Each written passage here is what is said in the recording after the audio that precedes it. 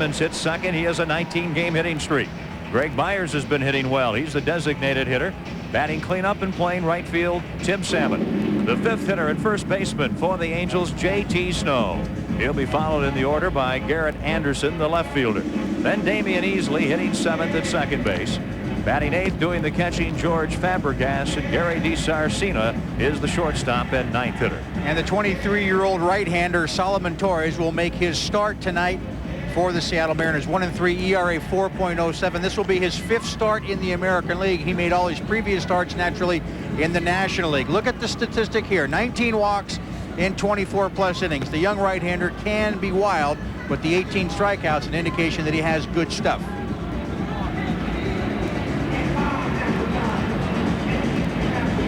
The outfield for the Mariners, Thurman in left, Amaral in center, Buhner in right. The infield from third to first, Blowers, Soho, Cora, and Tino Martinez. Wilson is the catcher.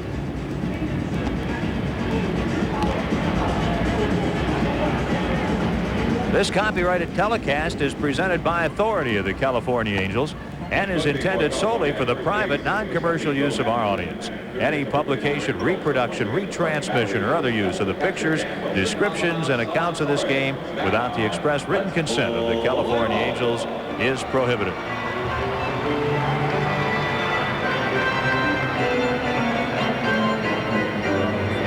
Tony Phillips hitting .279, 9 homers, 26 RBIs. Tied for second behind Frank Thomas in the league with a total of 49 walks. He's up among the league leaders in runs scored. He has been terrific in the leadoff spot. And the first pitch of the night is taken, and it's a strike. Earlier this afternoon, Ken, Tony Phillips was sitting on the bench, and I brought that number up to him. The fact that when he walks and scores, or when he scores, period, a lot of good things happen for the Angels. And I mentioned the walks. He said, well, I guess I just can't swing the bat anymore. So I think he's going to take everything tonight. Just hoping for some walks. Tony looks at a fastball. 1 ball, 1 strike. You got the permanent take sign. When Phillips scores a run in a game, the Angels are an amazing 24-5. When he does not score, 8-17. So what you like to see is a walk and a run by the Angels in the first inning, and Tony Phillips scoring. Here's a fly ball, well hit, center field. Amaral back, way back at the wall. It's gone! Oh, baby, Tony Phillips. No walking man is he. Tony Phillips, his 10th home run of the season. 9 of them have been on the road. Muscle up. Phillips leads off the game with a home run. Well, I tell you what, that is 405 to center, and that was a tremendous blast off the bat of Tony Phillips. Now, he is not the biggest guy on the team and certainly not the strongest, but look at this. I mean, I didn't think this ball had a chance to get out of here. Look at him wind up there. Fastball up and out over the plate. He knows he's hit it well. I don't know if he thinks it's going out, but there's Amaral. Oh, boy. Well, they got the run in the first. Didn't have to wait long. Didn't have to move him up. Didn't have to sacrifice. Didn't have to do anything else. Here's Jim Edmonds. And he takes ball 1. How about Edmonds? Knocking on the door of 300.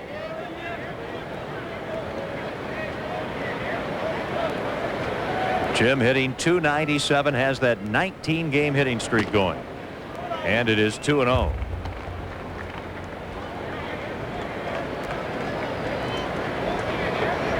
Edmonds trying to become only the 4th Angel in history to have a hitting streak of 20 games or more. There's a strike, and it's 2-1. 10 homers, 38 RBIs.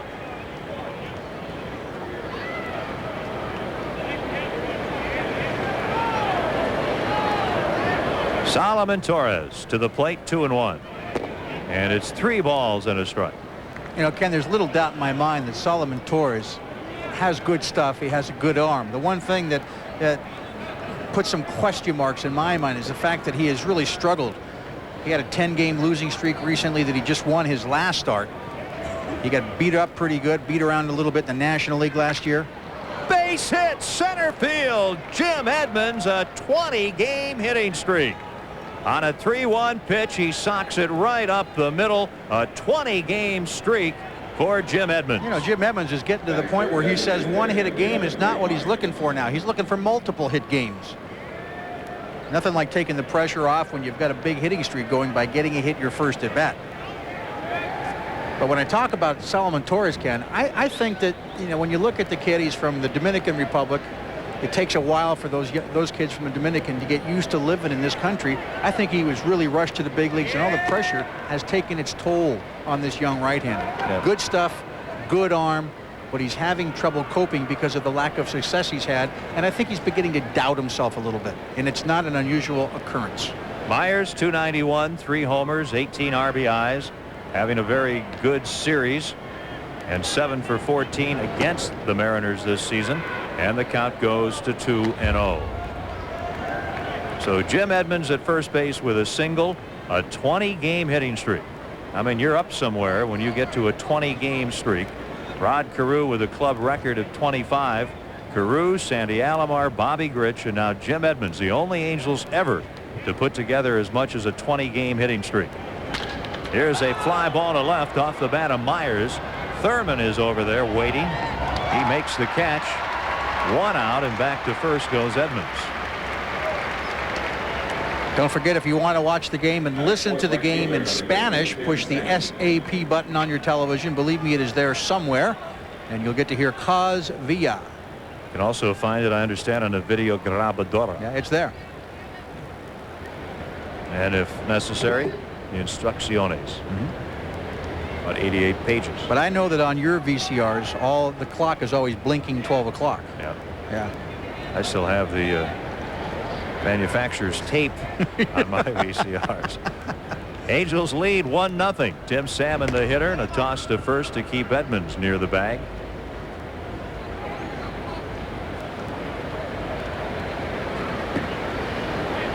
Salmon at 273, 12 homers, 32 RBIs, and struggling a bit with the bat.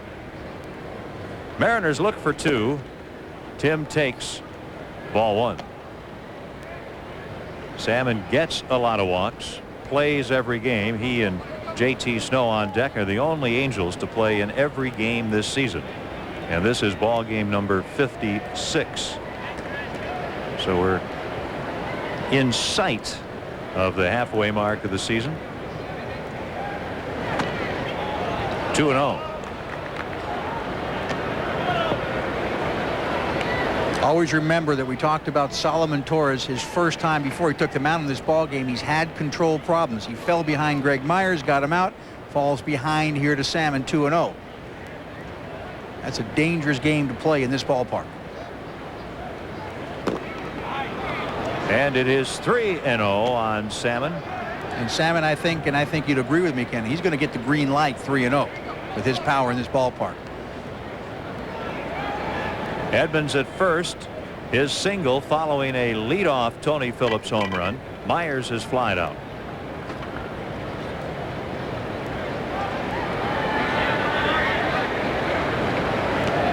Outfield deep to left, and there's a strike. You know, to me, that's a pretty good pitch. You know, 3-0. Salmon's looking for a fastball. He's looking at inside. He's looking for a pitch he can hit out of the ballpark. And what does Torres throw? He just throws a little wrinkle up there, a little breaking ball. And that's a great pitch to throw in that location, because Salmon, once he sees the spin, is going to take it. He's still ahead 3-1. Now he figures he'll get a pretty good pitch to hit. And it's a fastball right down the middle. Almost looked like he was expecting something else. I don't know what he would have been looking for. This is a fastball, has good movement on it, moves back in towards Salmon, and is a good pitch. You know, I've always thought it's hard for young pitchers, and Torres is a young pitcher. It's hard for him to think that he can get away with throwing that little wrinkle up there on the first pitch. Just throw it up there and spin it up there for a strike and get ahead. Then you start to go to work on it. There goes the runner, Edmonds. It is ball 4. Tim Salmon, 46 walks now this season. He's 4th in the league. And the Angels, with a run already in, have runners at first and second and only 1 out. I think a lot of young pitchers go to the mound in the big leagues if they don't have complete confidence in all their pitches. They try to make too good a pitch early in the count. They get behind and they get beat up pretty good. Solomon Torres has to be wondering here. He knows he's got a tough hitter in JT Snow. Last 4 games, 6 for 15, 295, 9 homers, 36 RBIs on the season. 1 out, runners at first and second. Torres pitch, and JT takes it a ball. The Angels in a prime position here to add to a 1-0 lead in this first inning. Well, you figure you can go to Seattle and take 3 out of 4, starting a road trip in your own division. Good way to start when you're going to Texas to play in effect for first place. Texas right now in the 6th inning at home, beating Oakland 3-0, and out to the mound is going to go Bobby Cuellar. What has happened? He's gone behind again, this time to JT 2-0. Last 3 hitters he has faced, he has fallen behind 2-0 to everyone. Solomon Torres, in his big league career with the 6 wins, has 16 losses. So your confidence discussion certainly apropos. No, I've been there, believe me, and it's tough to pitch at this level without your confidence and without the confidence to throw a good pitch for strike 1. And you cannot pitch at this level behind in the count without confidence and without real good stuff. The ability to throw anything you want really when you're behind. I don't think this young man has it yet, but I do think he's got a good arm. 2-0 pitch, fouled away. I am sure that Lou Piniella and Bobby Cuellar figured, well, he gets a win in Chicago. Now we'll come home, bolster him up. I'm sure they talk to him between starts, figure, well, he'll go out there. And then he goes out and bang, a home run to begin the game. And I'm sure they said, uh-oh, we've got a problem. No, I don't think that they're thinking they've got a problem, but consistency is something that also comes with confidence. And one game is not going to be the big difference confidence-wise for Torres. 3 balls and a strike. And Ken, Lou Piniella himself has publicly said, I read this in the paper somewhere, we are in the big leagues here. This is not a developmental league. We develop players in the minor leagues. We expect them to come up here and win. Angels up 1-0. Runners at first and second. 1 out. Fly ball left field. Thurman under it. The runner's halfway. And the catch for out number 2. Yeah, Torres probably caught a break right there. He got JT to jam himself to swing at ball 4. The left fielder, number 16, Garrett Anderson. Garrett Anderson, 12 for 46, 261, a couple of homers, 10 RBIs. This is just his 22nd game of the season, spending a good part of the year at Vancouver in the PCL.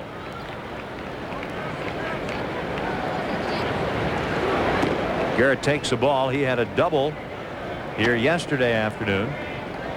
Did not play on Saturday night against Randy Johnson. Had a 2-run homer here on Friday night in that 14-4 Angel rout of the Mariners. Mariners got a 3-2 win here behind Randy Johnson Saturday night. Then the Angels coming back with a 7-5 victory yesterday. Sean Bosky picking up his 6th win. Lee Smith his 19th save.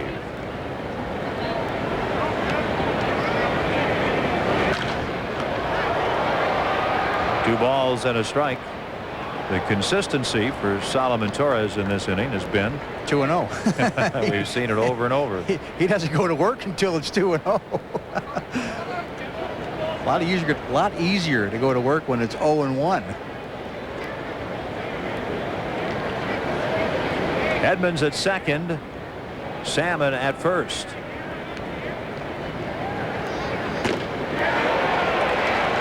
Two balls, 2 strikes.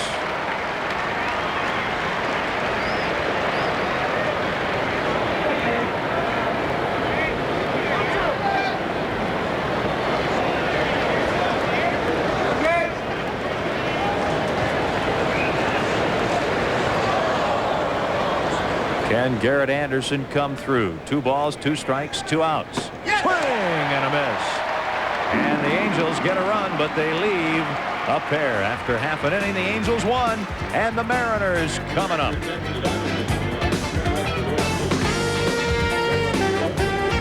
So good at fighting the ball off. Takes that inside pitch, stays behind it, and drives the ball into right field. He said, I just think we might just pitch him away all night and see what happens. The 1-0 pitch. There goes the runner. Here's the throw, and not in time. Thurman is 5 out of 6 in stolen bases. He's at third with 1 out. And finally, the Mariners steal a base in this series. They've been a team that's been trying to run a lot. Yeah, Lou Piniella says he likes to take chances with his team, and he likes to run them, especially the guys who can run. A good jump right there by Thurman. Really stole that one on the pitcher, Brian Anderson. One thing you got to do as a pitcher when a runner's on second base, you got to make them stop. Don't let them get a running lead or a leadoff. Up the middle, a base hit. And the Mariners tie it. Edgar Martinez delivers on a 1-1 pitch, and he now leads the league with 49 RBIs. You know, right now Edgar's flirting with the Triple Crown. I know the season is not even halfway over, but that's the kind of a year he is having. Where's the ball? It's away. What's he do? Just drives it up the middle, past the diving easily.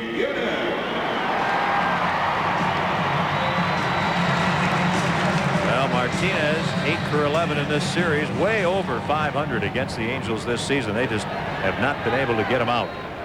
Jay Buhner at the plate. He is a Mariner who has not been able to hit the Angels this season. Just the opposite of Edgar. What a pretty good year for Buhner, who's just back from a leg injury. 282, 8 home runs, 33 RBIs. 1-1 already here in the opening inning. And that's a ball.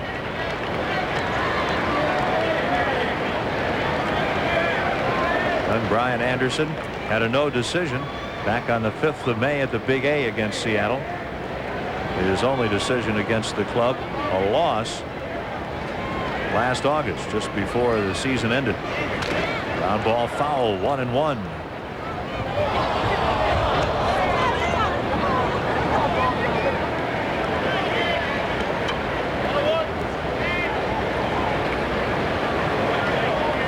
The Angels at the top of the West. The Mariners are at the bottom, but every team in the division is over 500. It has been a strong division all season. That's a strike, and it is 1-2, and the crowd not happy. There you see it. The Angels are 11 over 500, lead Texas by a game, Oakland by 4.5, and Seattle by 5. This is one of the best starts the Angels have ever had, and one of the most consistent and strong starts the Mariners have ever had. Nice pickup by Fabregas, 2-2. This is the latest into a season that the Mariners have gone over 500 the entire stretch.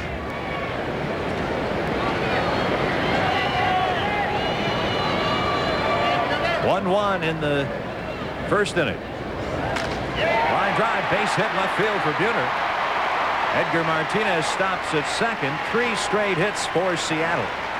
I tell you what, he took that pitch right off the ground. That's one of those situations where you give credit to the hitter. Batting fifth, the third baseman, number 16, Mike Blowers. He went down and got that.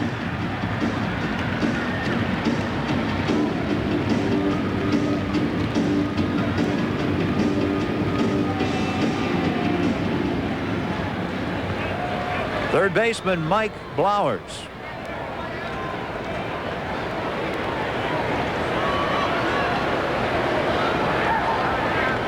Blowers had a home run here on Friday night, and he takes ball 1. He has 3 home runs this season, 23 RBIs, carrying a .218 average. The Angels had 3 base runners in their half of the first. The Mariners have had 3 of their own in their half. So the 2 youngsters, Solomon Torres and Brian Anderson, have had rugged opening innings tonight.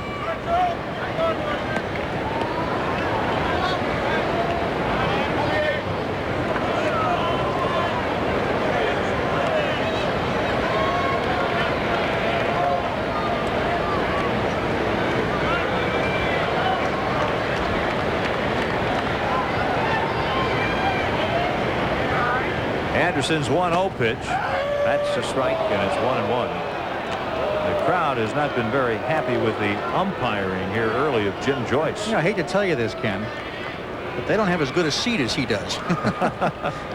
I don't want to enlighten the fans. All the players want is consistency. Call that pitch a strike, call it a strike all night, call it a strike all year. They'll make the adjustments. Edgar Martinez at second, Jay Buhner at first.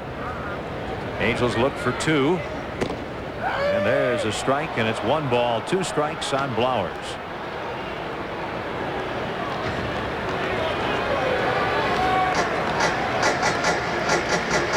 Marcel Latchman trying to guide his club to 12 games over 500. If they can win this one tonight, it'll be the first time they have reached that plateau this season. It's 1-1 in the first. 2 Mariners on and only 1 out. Oh, great breaking pitch. And Blowers just caught standing there. The first strikeout for Brian Anderson.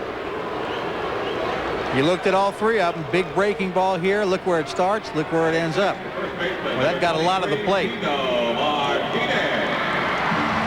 at him raise his arms up here. That went right through the heart of the strike zone. I think, you know, when you got 2 strikes, you got to be swinging at that pitch. Didn't look like a bad pitch anyway. Tino Martinez, the Seattle first baseman, big RBI man. 2 on, 2 outs. And that's ball 1.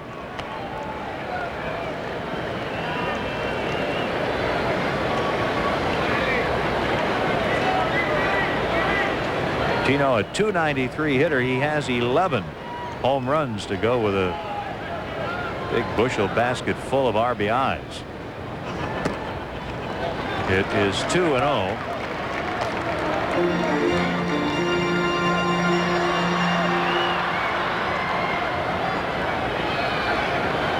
Edgar Martinez, the team leader in RBIs, already has one for 49. Tino has 42. They're both up among the American League leaders. Here's the 2-0, and it's grounded foul. 2-1.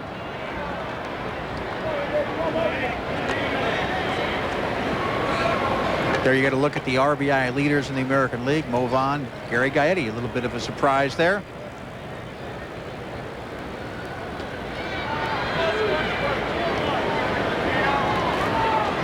Mariners RBI leaders, Chili Davis and Jim Edmonds with 38, not that far off the pace.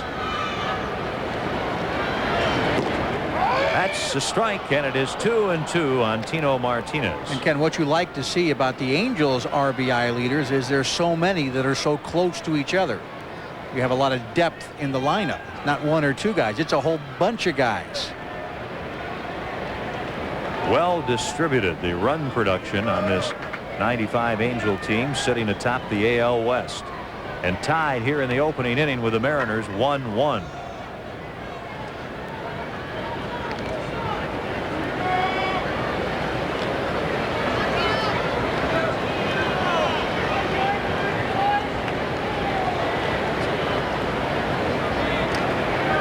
Edgar Martinez at second. Jay Buhner is at first. Starting to get delirious already.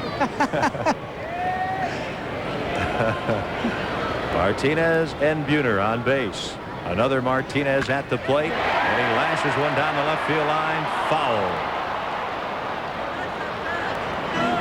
This could be a tough night for us. We have 2 Martinez, both playing for Seattle. We have a couple of Andersons, both playing for the Angels. Martinez, I think, in the 90s in the big leagues has been the most common name of players, just ahead of Smith. Well, it could be worse. We could have Carlos in playing for the Angels. That's right. He could jump in there. And we could have Edgar playing third base instead of DH. Here's the 2-2 pitch. Popped up near the mound. And here's Tony Phillips. And that retires Seattle. And after 1 inning, the Angels won and the Mariners won. Following the Angels Blue Jays game starting at 6:05. And remember, there'll be a special tribute to real-life heroes. Operators are standing by, so call for tickets right now. 714-663-9000. That's 714-663-9000. Damian Easley, George Fabregas, and Gary DiSarcina in the second inning for the Angels against Solomon Torres, the young right-hander.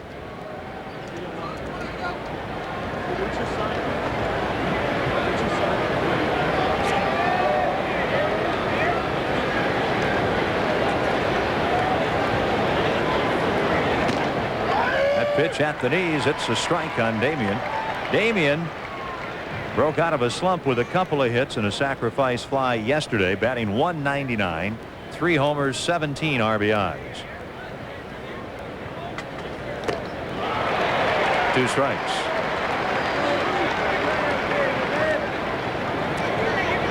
Ken, Torres basically throws fastball. You saw the fastball, the first pitch to Easley, moves down and in a little bit.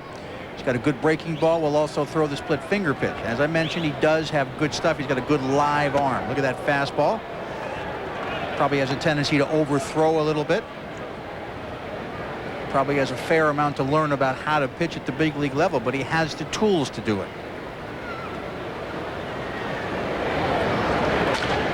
Out to center field. Amaral will watch it drop in front of him, and there's a base hit for Damian Easley. So he is 3 for his last 3 with a sacrifice fly thrown in. You might notice Easley does not have that right wrist taped any longer. He did not have it taped yesterday for the first time in a long time, and I asked him before the game tonight about that. I said, well, I noticed yesterday you felt better, didn't have the wrist taped. He says, well, that wasn't it. I said, what was it? He says, forgot to tape it. And he says, now I'm superstitious and I think it needs taping, but I'm not going to tape it again tonight because I got the 2 hits yesterday. I thought maybe he was going to say that Rick Smith and Ned Berger ran out of tape. Yeah. No, this is early in the trip yet. Here's George Fabregas up near 300. Now time is called over at first base. Everybody ready to go, but Damian putting on his running glove. Yeah. So they had to wait for him. Got to have it. He gets a good size lead with a foot out on the rug.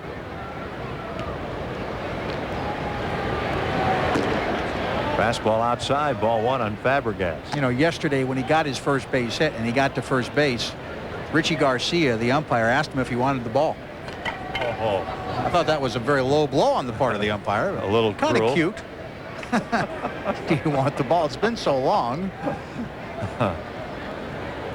Leadoff man Easley on base. 1-1, second inning. And there's a strike. 1-1. You know, I rode out to the ballpark today with Damian, and we were talking about the fact that he got a couple of hits and maybe he would relax a little bit. And he said he's a long ways from being happy about how he's played, but he was going to relax just a little bit because I think the first base hit he got yesterday took a lot of the pressure off of him.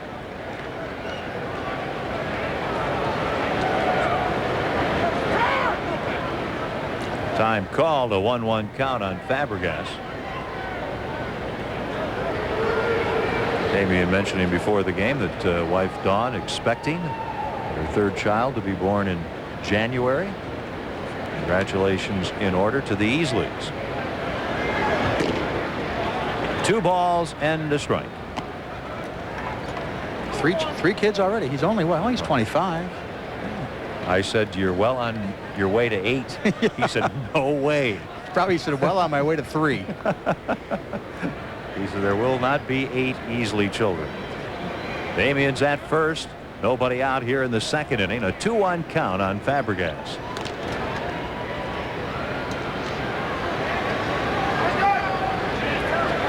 The Angels run on a home run by Phillips that led off the game. His 2nd home run in the series. And a Thurman double, a stolen base, and an Edgar Martinez single in the Mariners' half of the first. There's no question Damian has a good-sized lead. When you get your foot out on the carpet, you have measured off a very good-sized lead.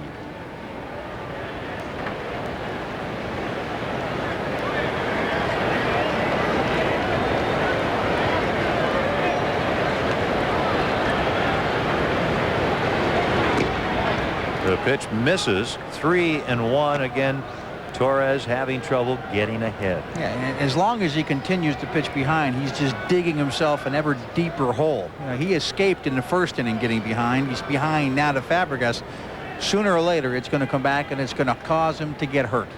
Dan Wilson, the catcher, picking up the sign from the dugout. Foul back, 3-2.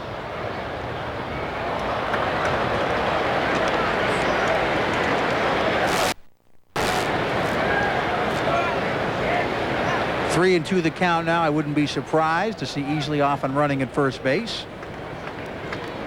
Big hole on that right side if you wanted to think about that.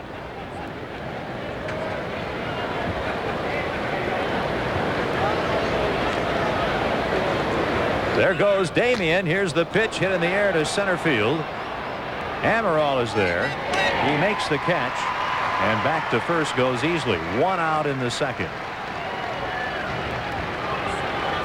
That is Joe Madden there with Damian Easley. He's the Angels' first base coach.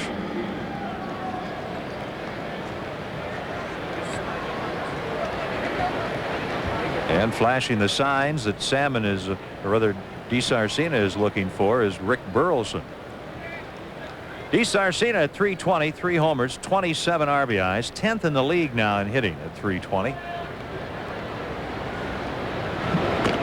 And he takes the fastball, ball 1.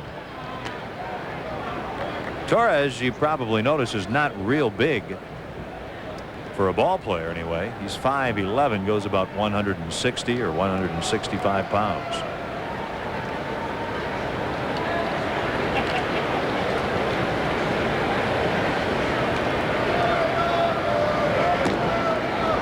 Two and 0.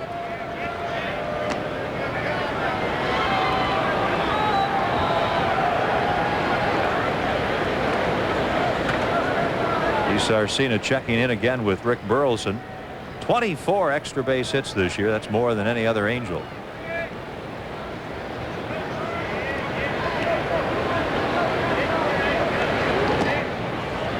It is 3-0.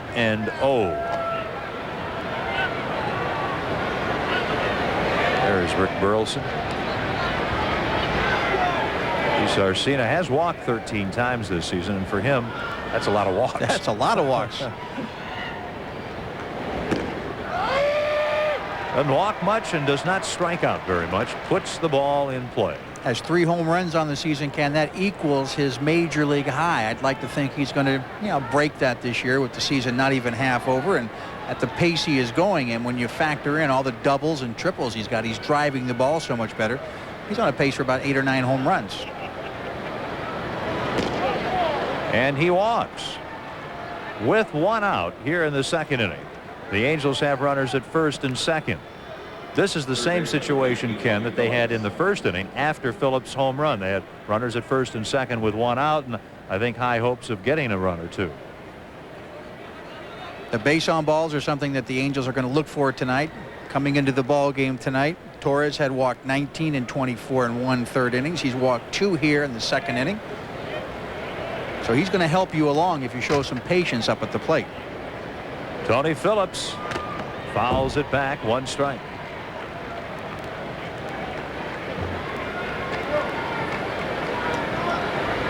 Nine of his 10 home runs on the road. 2 right in this series. Remember, he had that hot stretch where he got a bunch of home runs, and he's gotten hot again with a long ball. I know that ballpark we're going to tomorrow, Texas. A little tougher to hit home runs there than here. 2 strikes on Phillips.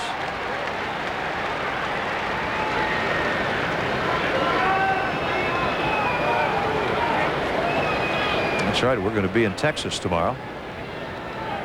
By this time tomorrow, we could be very late in that ball game. 5:30 start California time. Mike Bilecki against Bob Tewksbury, one of the quickest workers in the game. Grounder up the middle.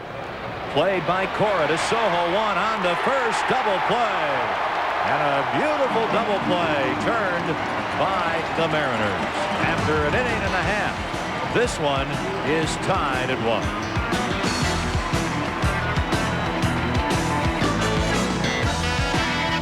Night welcomes a new face. Coach packs his bags and moves to a new time. It all begins tonight and every weeknight at 11:30 right here on Channel 5.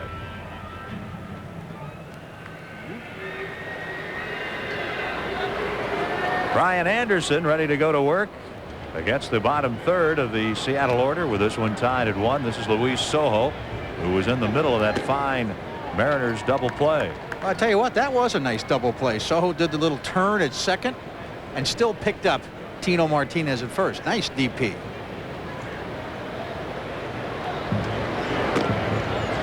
Two and 0. Sojo, Wilson, and then Cora.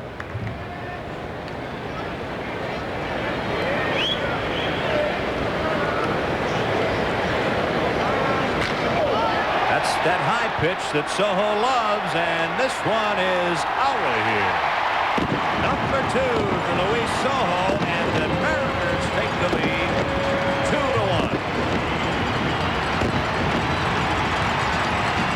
How many times have we seen Luis Sojo as a member of the Angels just jump on the high fastball? He jumped on that one right there from Anderson, his second home run of the season. Look at this pitch. Boy. About shoulder high.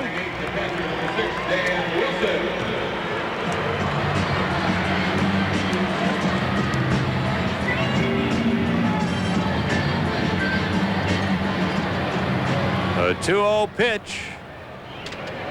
And that's a problem too much of the time for a pitcher.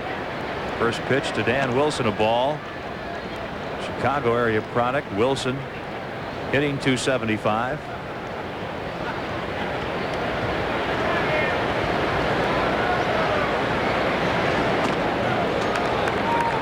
2-0. Second home run of the season for Sojo. The other one was off Russ Springer back in early May at Anaheim Stadium.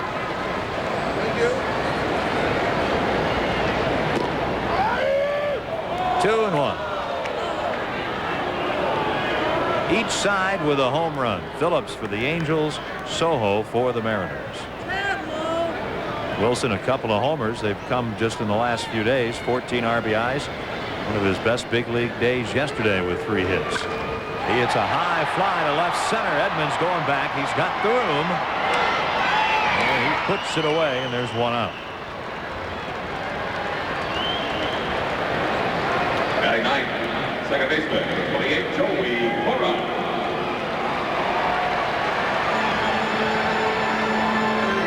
And all of a sudden, Ken, we got a little problem on the mound because out to the mound goes Chuck Hernandez. Out to the mound goes the trainer, Rick Smith. And I wonder if Brian Anderson is okay. That's what you got to be wondering right here. The umpire goes out just to make sure they're not talking about anything other than physical problems. Don't forget he had a biceps problem earlier this year. And that was a muscular problem.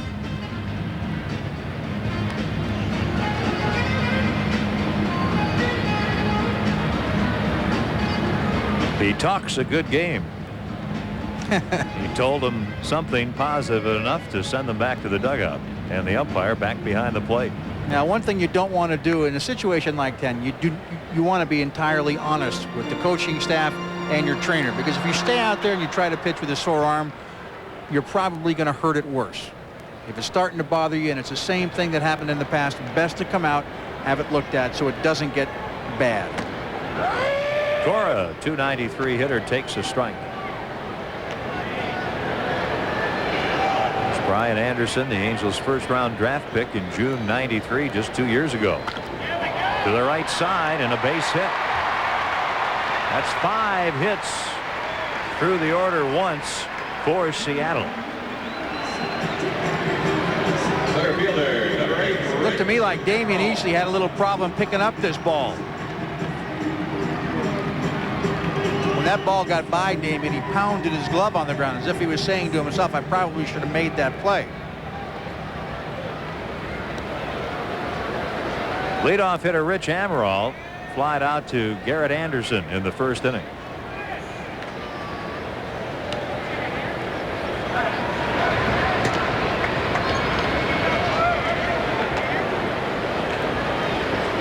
Cora Cora, 5 stolen bases in 6 attempts this year. He's one of those guys who will run.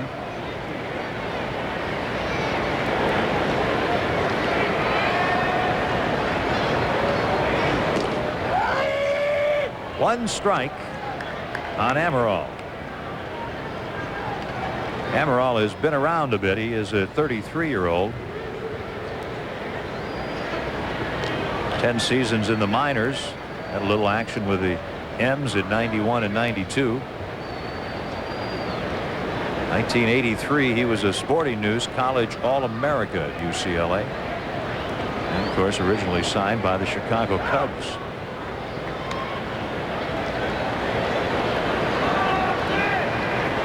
He had to be patient more than once to make the big leagues.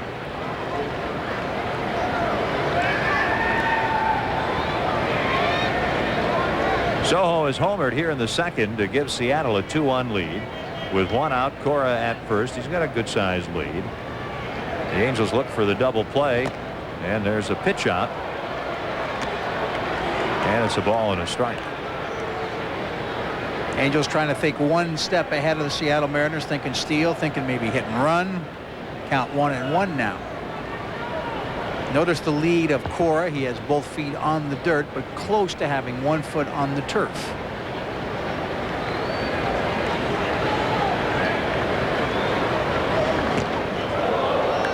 Two and one.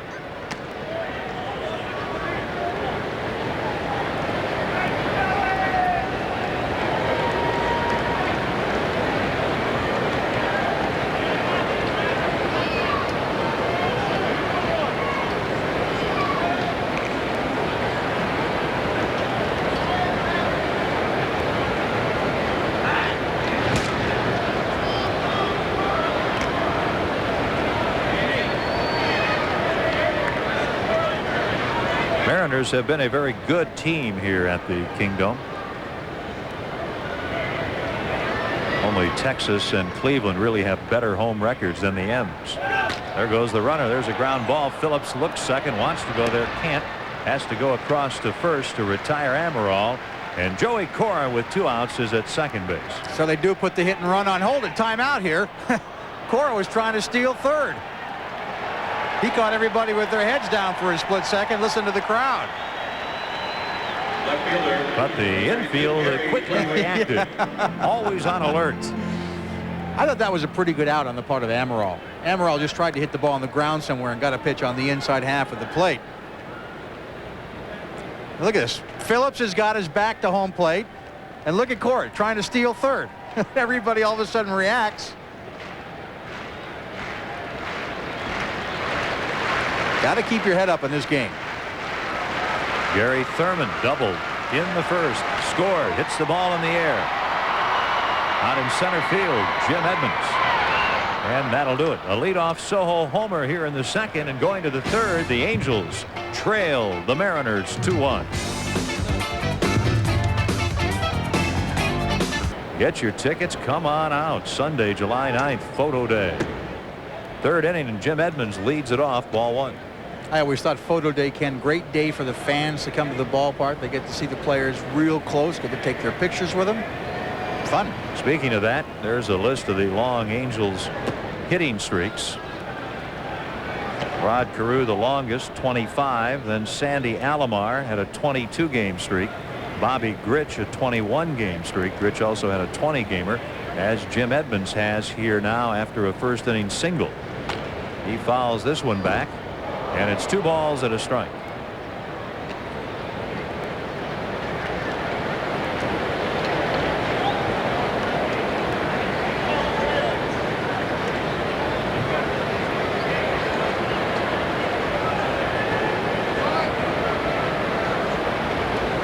The outfield is quite deep, shaded a bit to left on Edmonds, leading off here in the third. 3 balls and a strike. Kind of interesting. Jim Edmonds hitting .331 on this date a year ago, and was with the club as a rookie the entire season. Just barely hit .200 the rest of the way. I think he is a much more mature player and hitter this year. much more mature, much more confident. And I think when you talk about maturity and confidence, that is a big difference in a young player's ball game. And even though Edmonds is still a young player, he's an everyday player now. And I don't think that number is going to mean much this year. That was a learning experience last year. Fly ball to left center. I told you Amaral was out there. He was deep. Look at this one. All the way to the wall. And that's one out in the third. Designated hitter number 11, Greg Myers.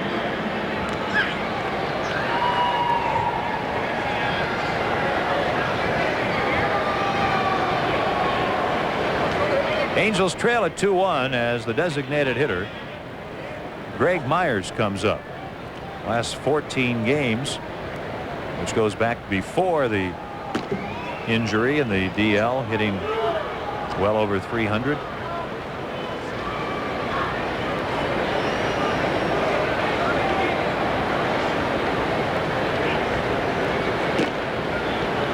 Two and 0 on the 29-year-old Riverside product. Greg Myers went to Riverside Polytechnical High School. Angels picked him up, as you'll recall, from Toronto. This ball hit hard, but into the glove of Buhner in right. 2 up, 2 down.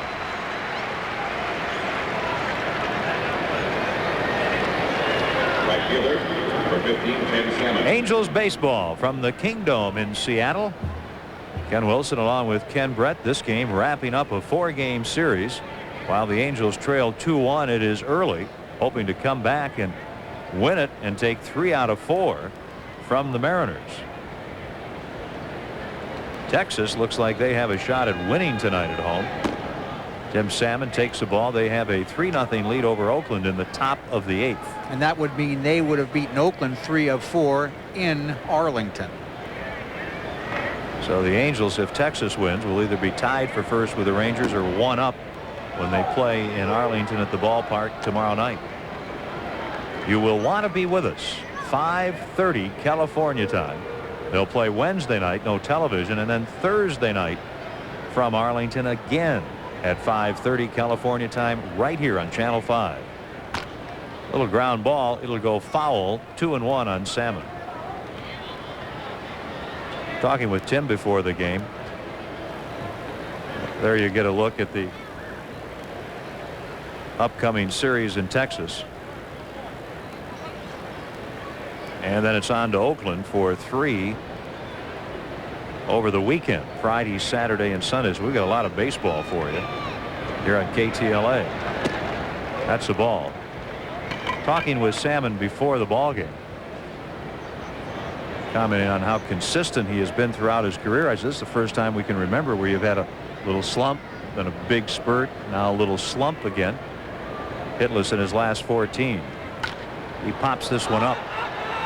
Foul ground, giving chase. Tino Martinez. Oh, and he makes the catch. Very nice play.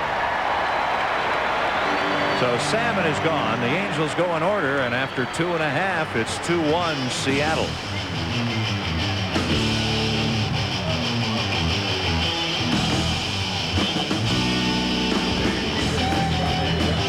That Texas 3-0 lead in the 8th. Cleveland is struggling lately, has a 2-0 lead in the 9th at Kansas City. Chicago in the 9th leading at the Metrodome 6-5. Boston has defeated Toronto 4-3. They went in to play leading Detroit by 4 games, but the Tigers lose in New York 7-3. So Boston has a 5-game lead over the Tigers, and Baltimore a 2-0 lead in the 9th at Milwaukee. Here the Angels trail the Mariners 2-1. And Brian Anderson goes to work on Edgar Martinez leading off the 3rd, and it is ball 1.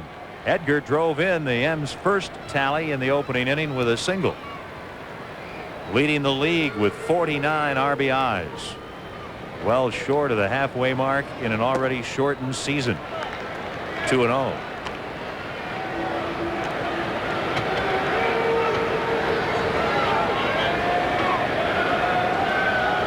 Six for 8 against Brian Anderson. 3-0. Before the game, Lou Piniella, when Edgar was taking batting practice, leaning on the cage pretty much alone. Marcel Latchman whistles at him from the dugout and says, why don't you give him a little instruction? Why don't you work with him a little? There's ball 4, and Lou, of course, came back with the proper line. If it's not broken, Right don't fielder, change it. number 19, Jay Buhner. Well, Martinez is on again, and here's Jay Buhner. Jay had a single in the opening inning. He's the opposite of Edgar. That was the first time he ever had a hit against the young left-hander.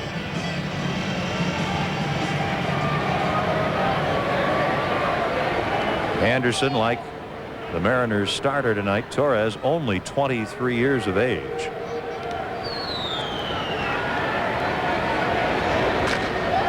Fly ball left field. Anderson started back, now comes in, makes the grab, 1 out.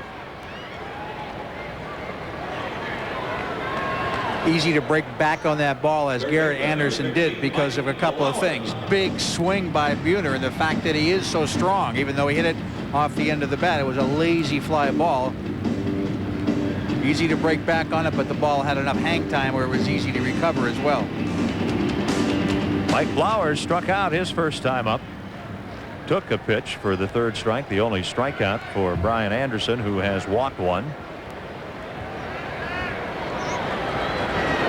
Foul back, 1 strike.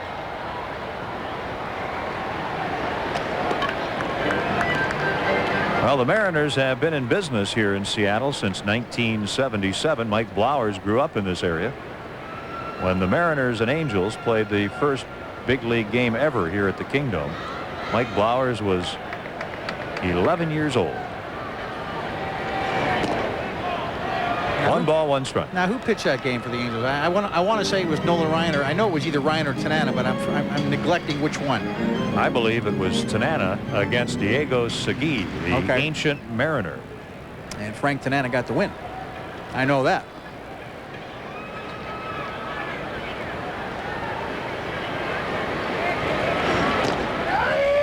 One ball, 2 strikes.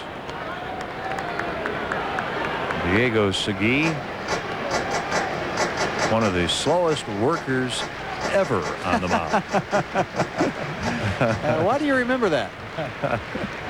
Just happened to notice it once in a while. Who's a slow worker in this day and age? Just about everybody. There are very few Ken Bretts pitching in the big leagues nowadays. There's a drive into the corner and right. It'll go to the barrier. Edgar Martinez digging for 3rd. Long turn at first by Blowers. He'll hold on. Good job by Salmon, and there are Mariners at 1st and 3rd with 1 out here in the 3rd inning. And there's 6 hits given up in the ball game by Brian Anderson. I tell you what, it looked like Edgar Martinez up at the plate. Inside outs it, down the right field line. Number 23, Tino Martinez. Ben McDonald's a slow worker. There are a few. I would say there are fewer quick working pitchers, and we mentioned it earlier. Now would be a good time to play Baltimore. You know why? Ben's on the DL. He is an angel killer. Here's Tino Martinez. Popped to 3rd for the final out in the 1st inning. 1 out here. Runners at 1st and 3rd. He takes a pitch. It's a ball. And the throw to 3rd, not in time. Edgar getting his heart beating a little bit there, a little hard. Yeah, Edgar's had a lot of arm problems, or not a lot. He's had some shoulder problems. Look at the quick throw off one knee by Fabregas. That'll make him think twice about taking a good lead off 3rd, but he's had some bad legs over the years, which is why he's primarily used as a DH and does not run well. Deep drive to right. It's got some height, and it's gone. Bang! Just like that, Tino Martinez, a 3-run home run. And it is 5-1 Seattle. Edgar Martinez scores. Mike Blowers crosses the plate. And Tino Martinez comes in with his 12th home run of the season.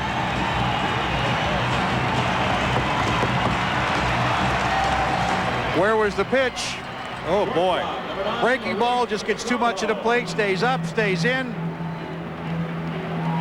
And he lines it into the corner.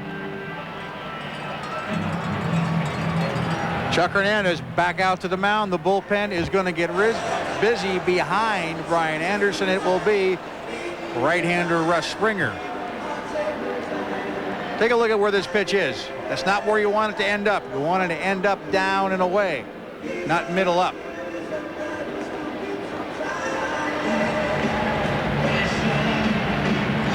Tomorrow night in Texas, Bob Tewksbury pitches for the Rangers.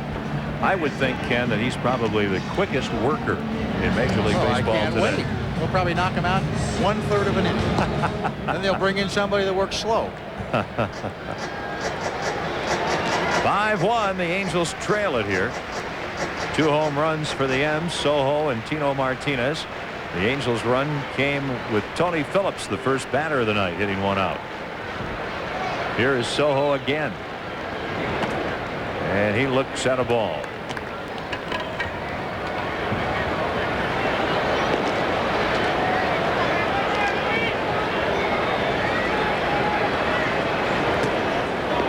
Two and 0 on Luis.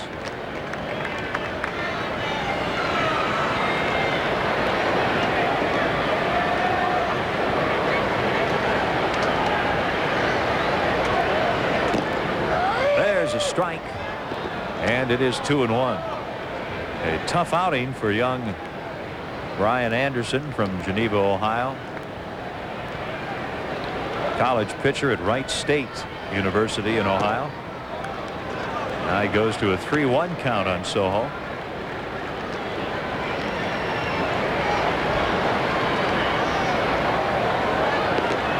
.28-8 in his college career. Wright State, of course, competes in the Mid-Continent League Conference.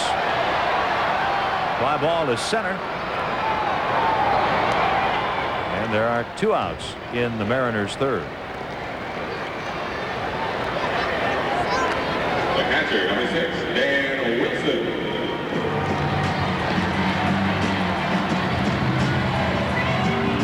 Here is Dan Wilson, a .273 hitter. Seattle's catcher. He was a Cincinnati first-round pick 5 years ago out of the University of Minnesota, where he was a first-team All-America.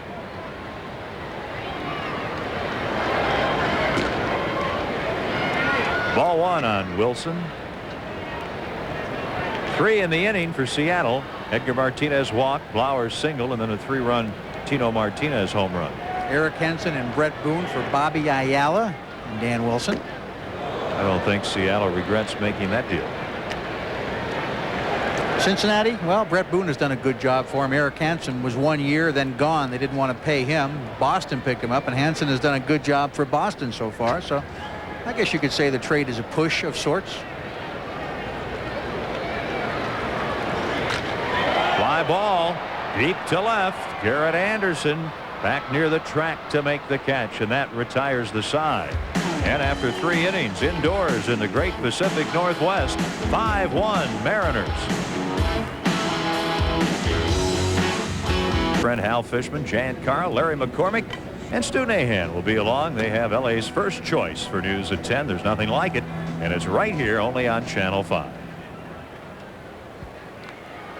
The Angels tonight here in Seattle looking for a comeback. They trail 5-1, but it is still early.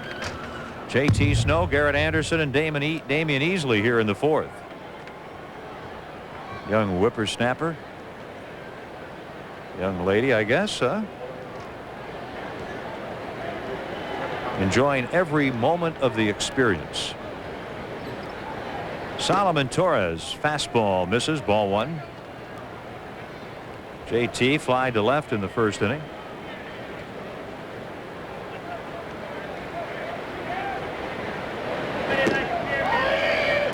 One ball, 1 strike. It has been a big year for JT Snow.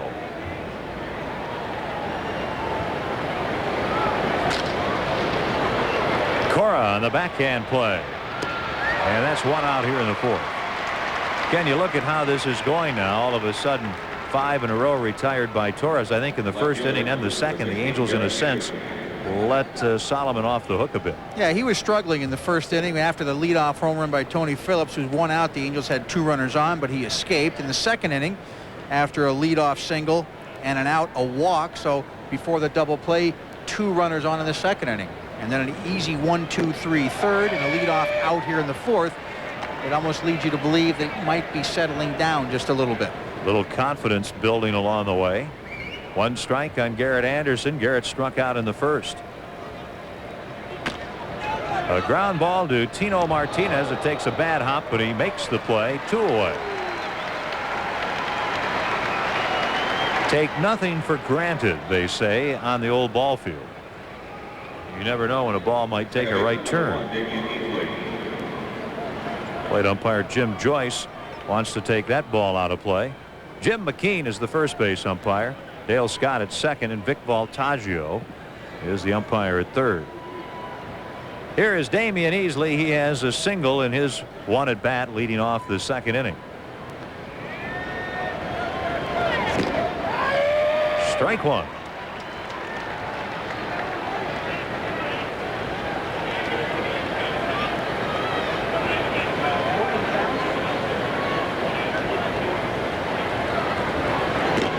That's a strike. 0-2 on Damian.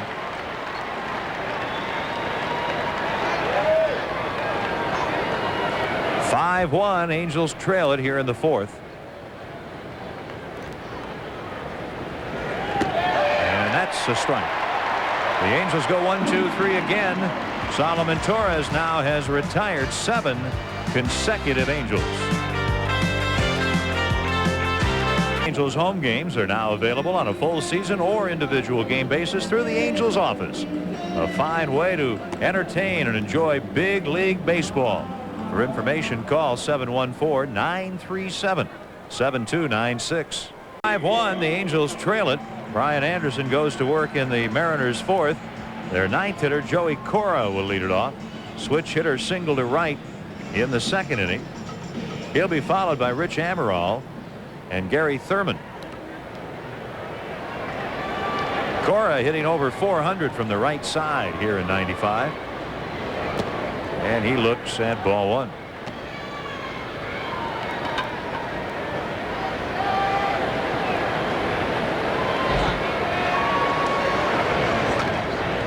One and 1 on Cora. Cora, a small player, about 5'8", 155 pounds. He is from Puerto Rico. Played college ball at Vanderbilt University.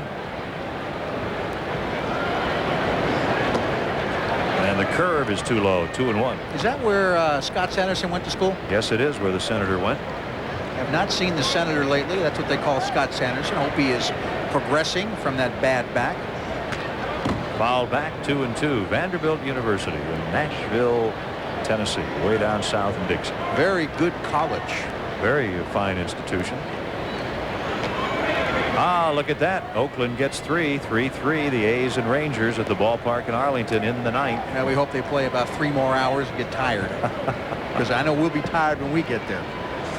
Here's the 2-2. Swung on and missed. Cora goes down. The strikeout for young Brian Anderson, his second. Fastball away, and he does not get a real good swing at this pitch. Look at him reach for it. Loses his balance, crosses over the plate.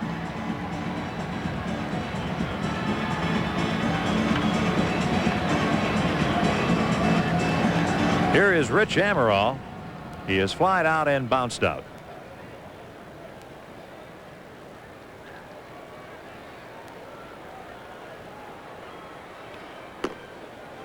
Ball 1. It's going to be tough tonight for the Angels, down by 4 here in the fourth. The good news is they've got a lot of time yet. Popped up. And I do mean up. Phillips at third. Almost staggering, waiting for that one to come down. 2 up, 2 down. Of course, the Angels have been nothing short of brilliant all season long, especially on the road. Their 17-10 road record is the best road record in the American League. They're hoping to improve it even more on this trip? Well, I think if the Angels could go home from this road trip, and granted there are 7 more games left on this trip counting tonight's game, if they still had the best road record, they'd be pretty well pleased. I think so. It'd still be in first place too. And they have started recently at home to show some home field dominance, which we've talked about the last few seasons as being so important if you plan on winning your division. Out of play, Gary Thurman up there, a ball and a strike. There's nobody on for Seattle here in the 4th inning, and 2 down.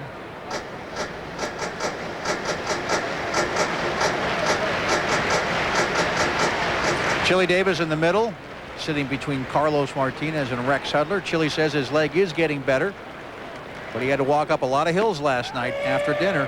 He said it started barking again on him. So the progress is coming in slow steps. Kind of like your calves were when we were running after the game yesterday. We were sprinting up the hills after the game, if you remember correctly. I just heard you huffing and puffing behind me most of the run. 2-2. The good news is that we did get to dinner, and we are back here tonight. There was some doubt during yesterday's game. Well, we had a scenic drive yesterday on the way to dinner, thanks to our esteemed producer, director Joe Quasarano, our buddy. You mean Rand McNally Quasarano? Here's a high fly down the right field line. May go foul. JT is after it. Look out, a crowd. Oh, baby. JT battling the mound. The gray roof. And the feet pounding from a second baseman and a right fielder. He makes a dazzling catch to retire Thurman and the Mariners. And it is on to the 5th inning in Seattle. The Angels trail at 5-1.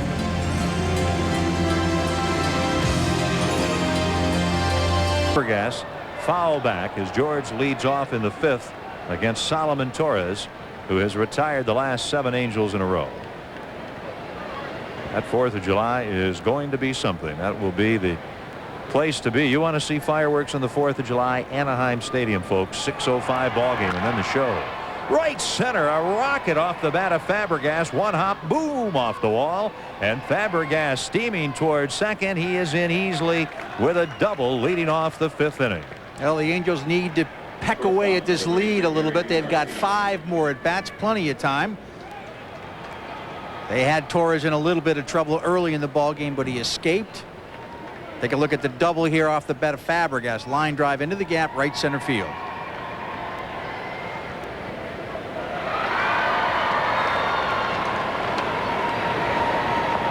So George aboard, and it brings up Gary DiSarcina. Gary walked in the 2nd inning, and he bounces one to the right side. Tito Martinez to Torres, and it moves Fabregas to 3rd, where there are umpteen ways you can score. DiSarcina had one thing in mind at that at bat, just hit a ground ball to the right side, try to get the Angels 1 run closer. They have plenty of time to do that, and that's a good at bat. Something like 9 or 10 ways you can score from 3rd base, many more than from 2nd or 1st. Infield will play back, so another ground ball pretty much anywhere but 3rd is going to score the run at 3rd base, and that would be Fabregas. Tony, a home run hit into a double play his next time up. He does not get this one, and it's 1 strike.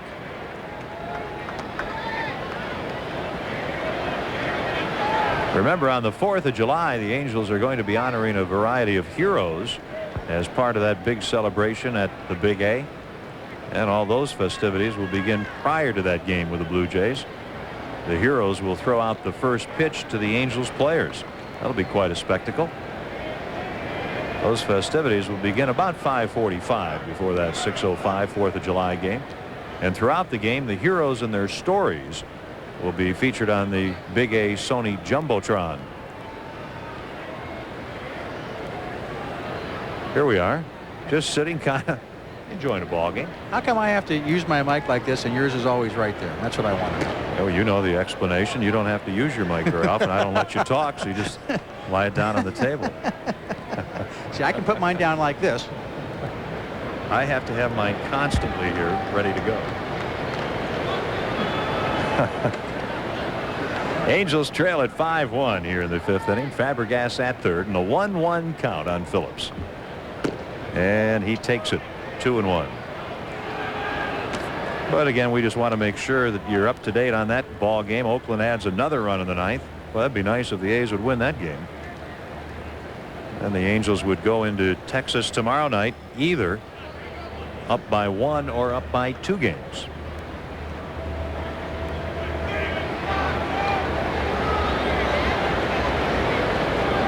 And now it is over. Oakland wins it 4-3 at Texas. Here's a ground ball, and that'll bring a run in. Tino Martinez unassisted at first, and the second RBI of the game. Give Tony Phillips 28 on the season as Fabregas scores. That's the right kind of an out. So the Angels get 2 ground balls to the right side, 2 routine outs, and they get a run as a result of the leadoff double, and now it is 5-2. And that's what you got to do. You got to take advantage of those runners on second base with nobody out. You see Tino Martinez, a first baseman, having to come in to field that ground ball because he was playing deep. They wanted to stop the big inning. They're not going to be too concerned in that case about 1 run. 5-2 Angels trail. Jim Edmonds, ball 1. Jim has singled and fly deep to center, so he now has a 20-game hitting streak.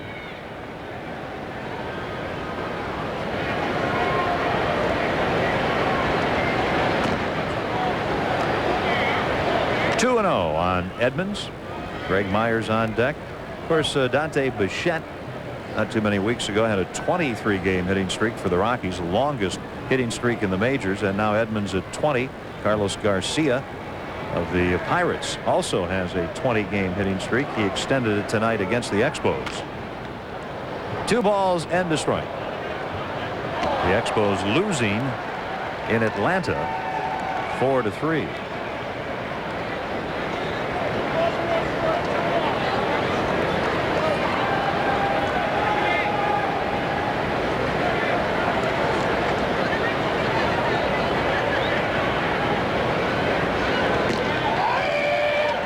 Two is the count.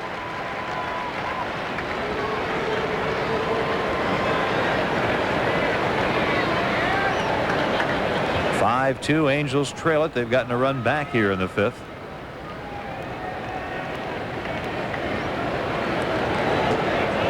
A full count on Jim Edmonds.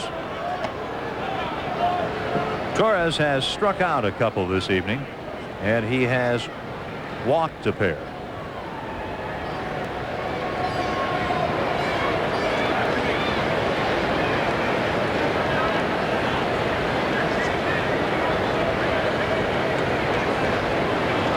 (3-2) pitch ripped on one hop to Cora,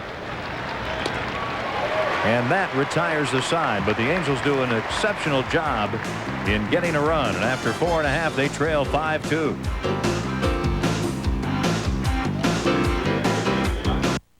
It's time for friends to fly free on Southwest Airlines. Wake up and smell the coffee. Question.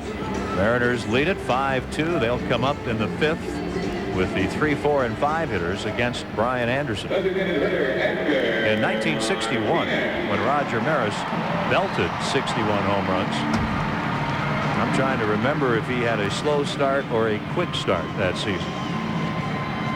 Certainly he would be a candidate for one of the players who had hit more than 33 at the All-Star break.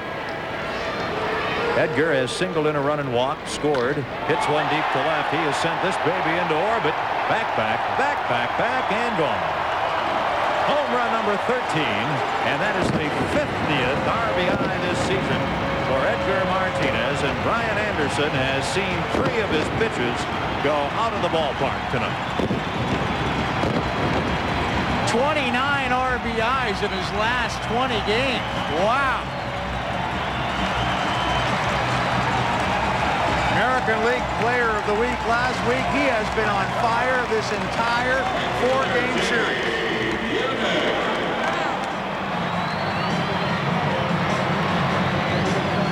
Boy, the pitch is up. It is on the outside corner. No doubt about it. Way back. So the Angels get a run. Seattle counters with a run. It once again is a 4-run lead. 6-2 Seattle, and ball 1 to Jay Buhner. Cleanup hitter, right fielder.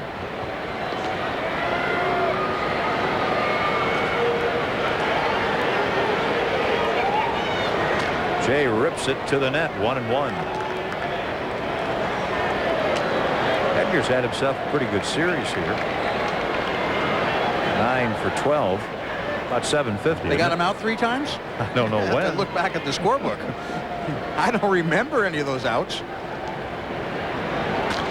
Here's a soft fly to shallow right, easily out. Salmon in. Tim calls, and he makes the catch, 1 away. That's the first real off-speed pitch I have seen Brian throw in this ball game, and he had Buhner out in front. 7. I'll check it. 6. How many RBIs? 6 RBIs in the series for Edgar Martinez. That's not bad for 4 games. Pick up a quick 6. Couple home runs. Mike Blowers has struck out and singled. He was on with Edgar Martinez in the 3rd when Tino Martinez hit his 12th home run of the year. There is a strike.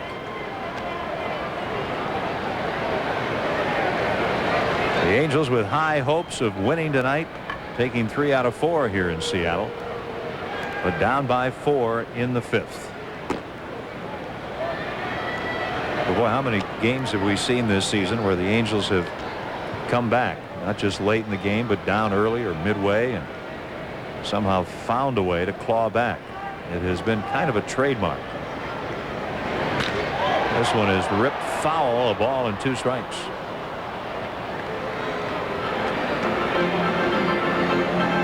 That 12 games over 500 mark has been a bit elusive for the Angels. They keep getting right there and can't quite get to 12 over. I don't know how many times we have read the Angel notes, which are passed out before every ball game, and 11 games over, and they keep on saying the high water mark of the year is 11 over 500. You can't quite get out in the real deep water. just still seashore. Can't swim away and hide. Like to get out in the middle of the pond, but not yet. 2 balls, 2 strikes on Blowers.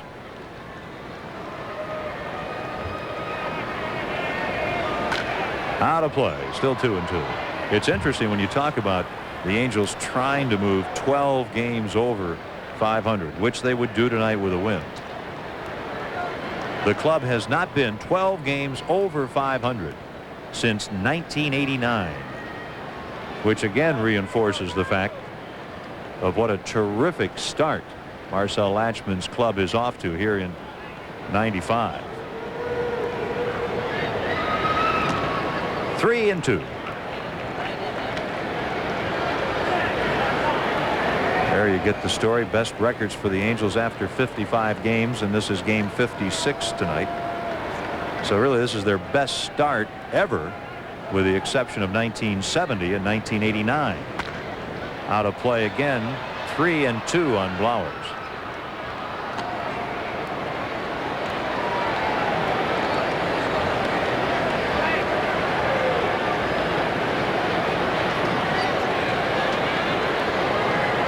Tony Phillips has driven in both Angels runs.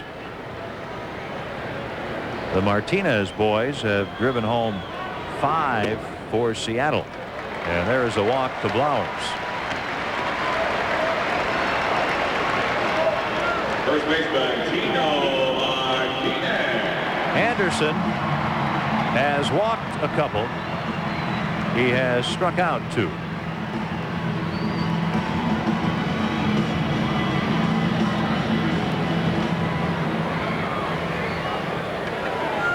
Tino Martinez, 3-run homer in the 3rd, his 12th home run.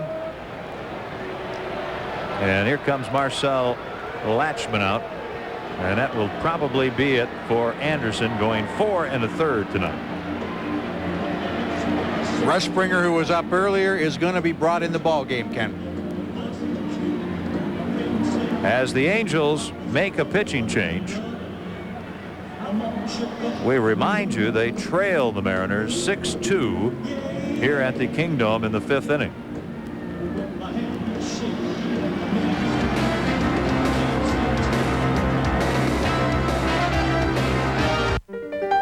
Bottom of the 5th, the runner is on first base and 1 man is out. New pitcher is Russ Springer, and you see what he has done this year. This is his 12th ball game. He has made 3 starts.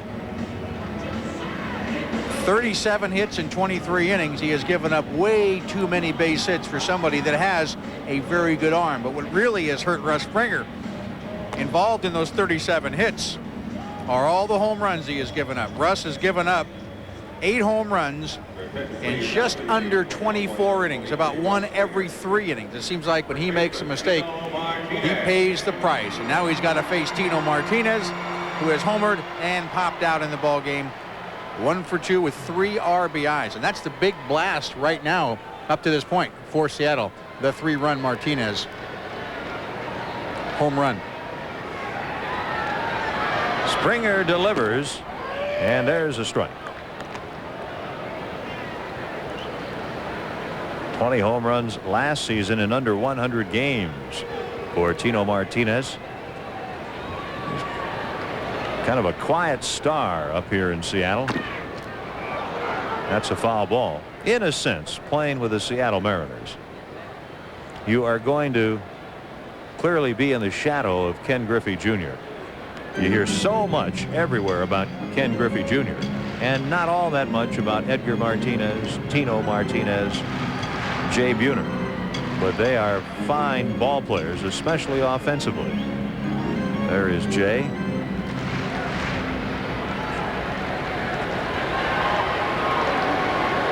At first, Mike Blowers, 1 out, 5th inning. That ball hits the bag. Blowers headed for 3rd.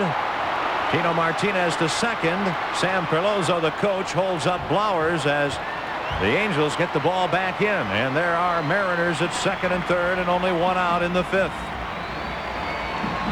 And Seattle now trying to run away and put a little distance between themselves and the Angels. And the ball hits the bag. But JT, look at where JT was when the ball hit the bag. He was not going to get there regardless.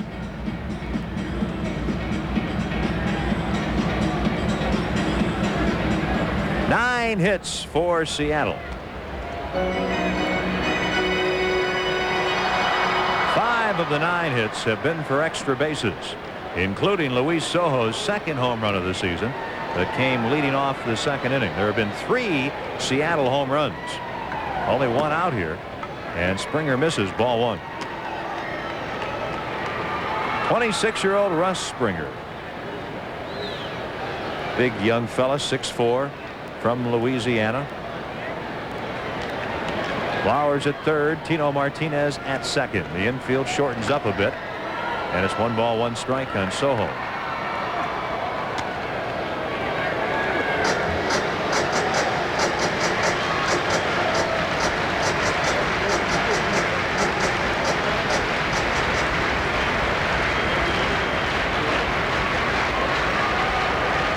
Everything else in the American League is over. And Texas has lost. Ground ball to short. Runner comes home. The throw gets Sojo as Blowers scores. That'll close the book on Brian Anderson and make it 7-2 Seattle. So Brian Anderson goes 4 1/3, gives up 8 hits and 7 runs. The infield is back. And as soon as contact is made, off and running from 3rd base is Blowers. DiSarcina gives him a look, but not much of a chance. Takes the sure out at first. Sojo gets his 2nd RBI. 7-2 Mariners. Catcher Dan Wilson has flied out twice. 2 down. Swing and a miss.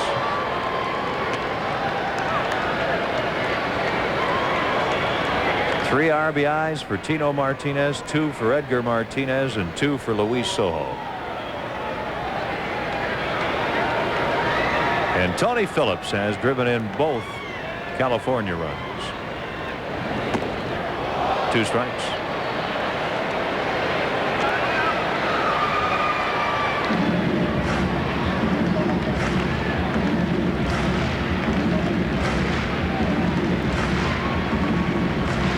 Edgar Martinez, he's a hitter in the dugout, got his bat in his hands. As good a right-handed hitter as there is in the league, and right now the #1 hitter in the league. 2-strike pitch. Whew, doesn't miss by much. 1-2.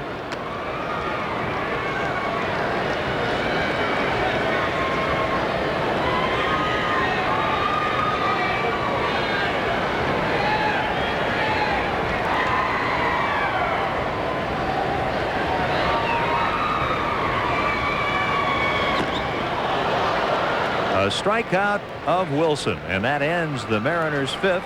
They get a couple more, and after 5, 7-2, the Angels trail.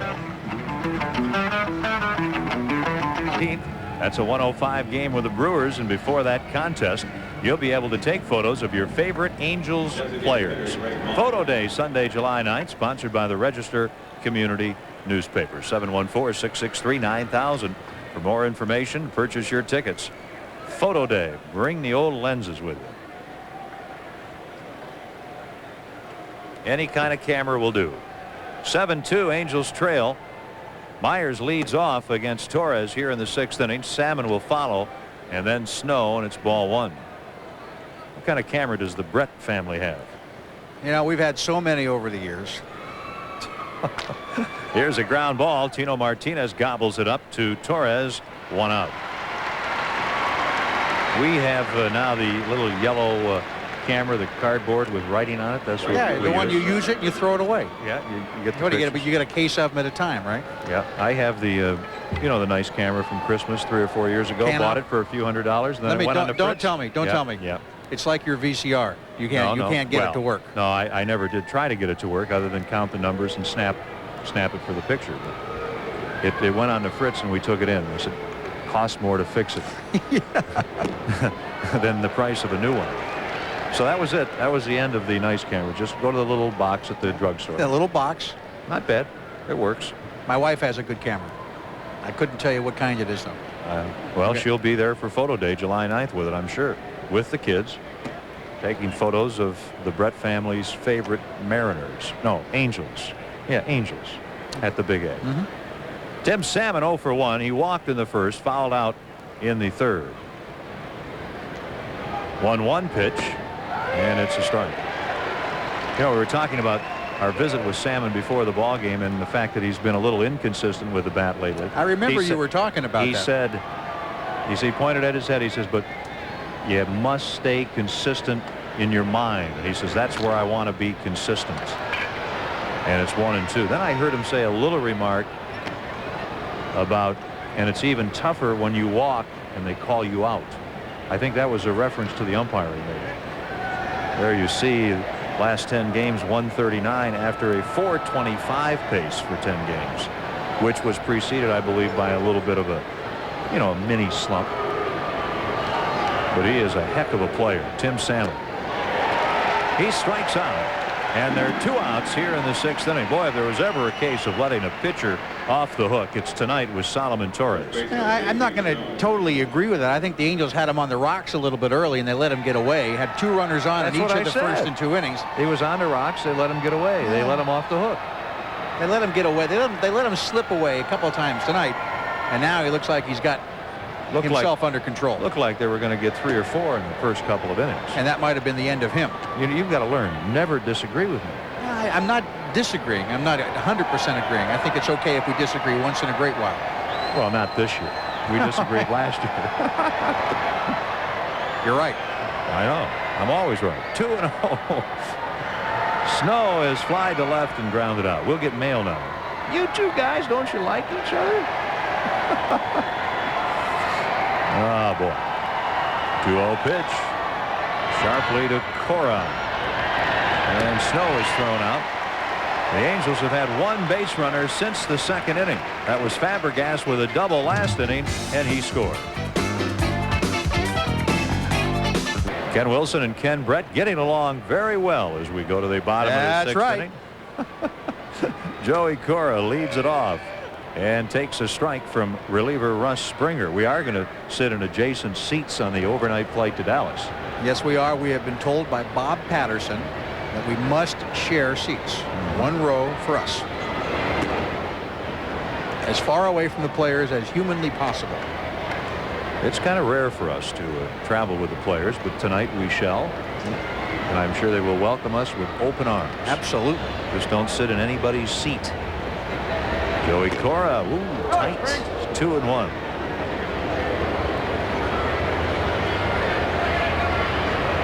What time do we arrive at DFW? Well, I'm guessing 5:30. That's not bad.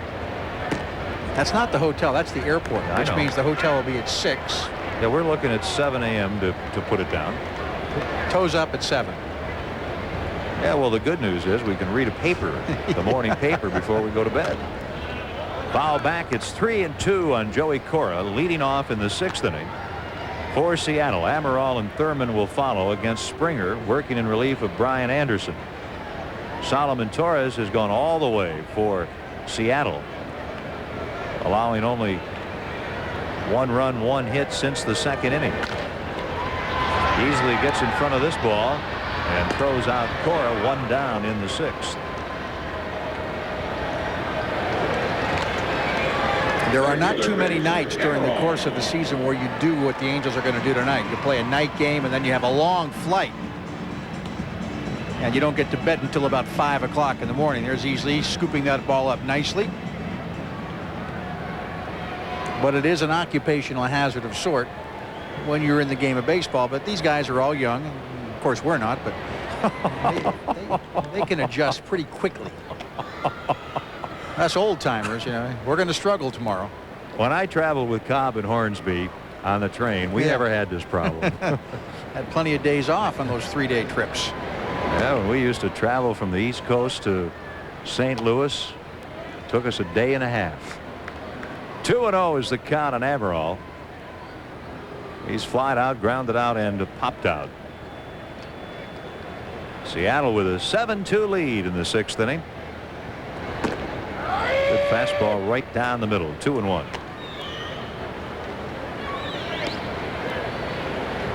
Travel is a big part of professional sports. A mammoth portion of the occupation. Here's a pop-up. JT Snow backpedaling. He wraps the glove around it, and Amaral is the 2nd out in the 6th. It's kind of an interesting trip because it's up here to the northwest, then you zig way down to Texas, and then you zag back up to Northern California. The order is not quite as nice as it might be. Might have been a little nicer. Go to Dallas, go to Oakland, and to Seattle, but making out a schedule is not an easy task. I guess about the only good thing about this trip from the travel point of view is on Sunday, a week from, well, this coming Sunday, the Angels will play a 1 o'clock game in Oakland. They'll be home 7:30. And then the big homestand, which begins 1 week from tonight at Anaheim Stadium. We invite you to be out to as many of those games as you can. And remember, next Monday night, July the 3rd, there will be a game with Toronto, not on the original schedule. That's a 4-game series with Toronto. 7:05 Monday night the 3rd, then the big 4th of July game at 6:05, and then a 7:35 game Wednesday the 5th, and back to 7:05 on Thursday the 6th. 2-strike pitch, and it's ball 1, 1-2. Then Milwaukee in for 3 the weekend of the 7th, 8th, and 9th of July. And of course, that 1 game with Toronto was added so that everybody, as a result of the season starting late, everybody would play the same number of games, 144. Swing and a miss, and Springer strikes out Thurman. He retires the Mariners in order here in the 6th inning.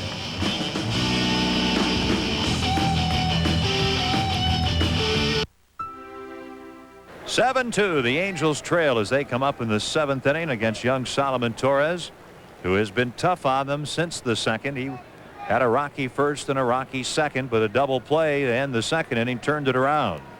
Swing and a miss by Garrett, who has struck out and grounded to 1st. Yeah, if you look back and see what he has done in this ball game after the 2nd inning, Ken, in the 3rd and the 4th, it was 3 up, 3 down. In the 5th and the 6th, the only man that reached base was the leadoff double to Fabregas, who scored on a couple of outs. 12 of the last 13 have been retired. Easily on deck, then Fabregas, and it's 2 strikes.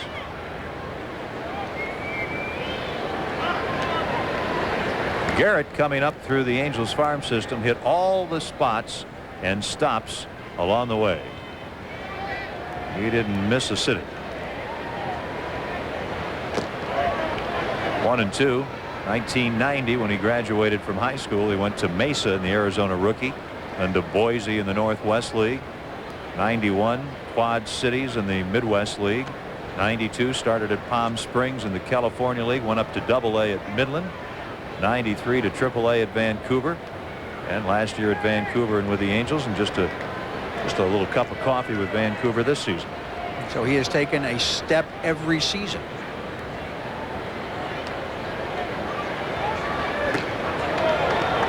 Two balls, two strikes.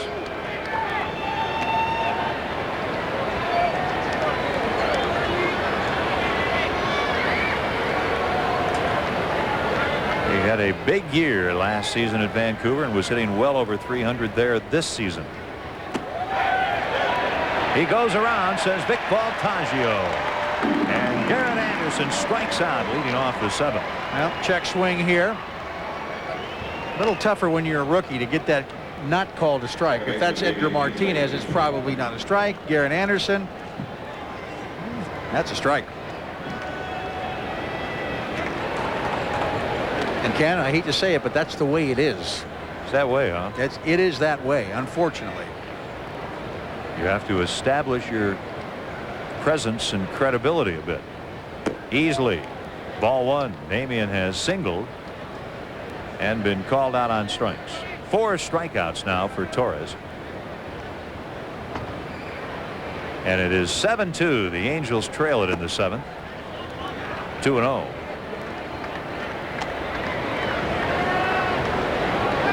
It is going to be a long road back for Damian Easley to get to that point where he feels pretty happy about his game offensively.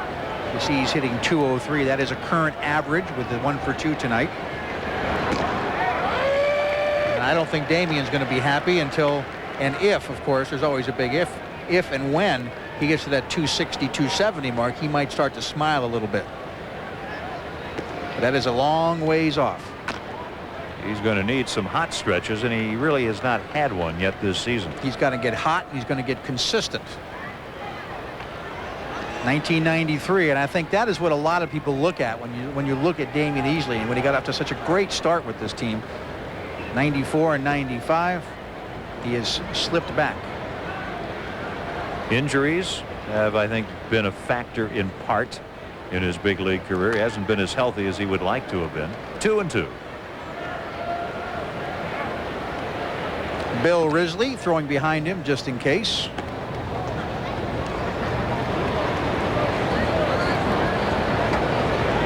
Angels trail at 7-2. 7th inning.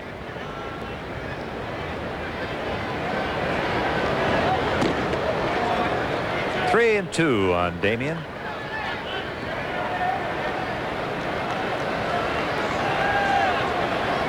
The Angels have had the ability to punch out a lot of offense this season.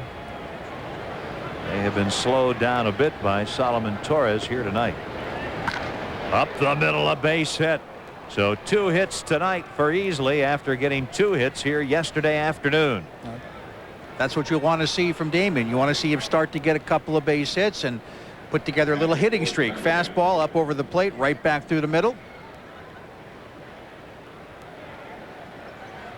4 for his last 5 after going hitless in 32 at bats.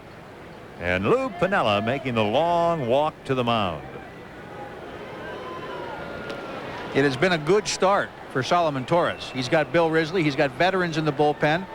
He's got Bobby Ayala, his closer, who has not worked in this series, might need an inning's worth of work just to stay sharp. Obviously, his mind is not made up, and they're going to let him stay on. Don't forget, Piniella has gone to a 4-man rotation for the length of this homestand in the hopes that he can find a number 5 starter by the time it's over. If not, he says he will put Dave Fleming back into the rotation.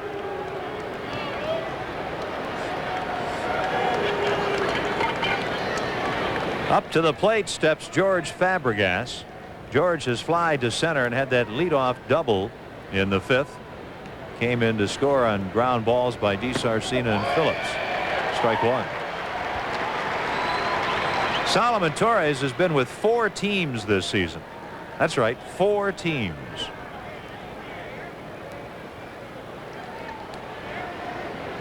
One strike on Fabregas. And the fastball in there, 0-2. Torres started the year with the San Francisco Giants. He was sent down to the Coast League to the Phoenix Firebirds. then got traded, and the Mariners sent him to the Tacoma Rainiers, and then they call him up. So here he is with Seattle, his 4th team. 1-2.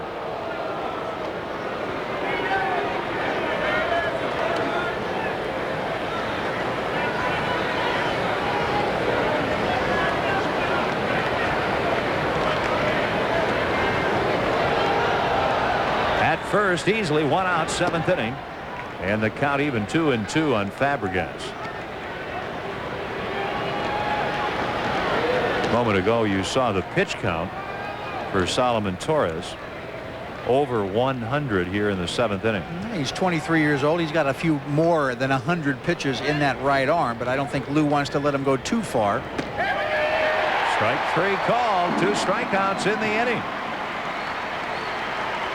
All 3 strikes to Fabregas. Look how far off the plate he is, and all 3 strikes right on the outside corner.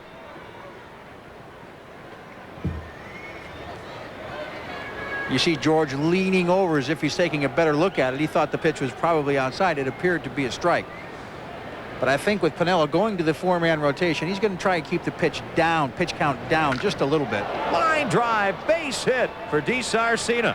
Easily will go from 1st to 3rd with 2 outs here in the 7th inning.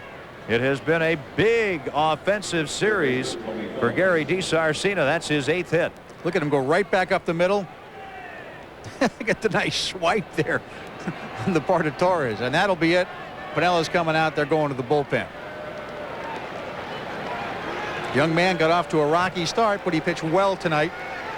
And I think it's an indication, Ken, of the kind of stuff he has and the kind of future he has once he learns to get adapted to the big leagues.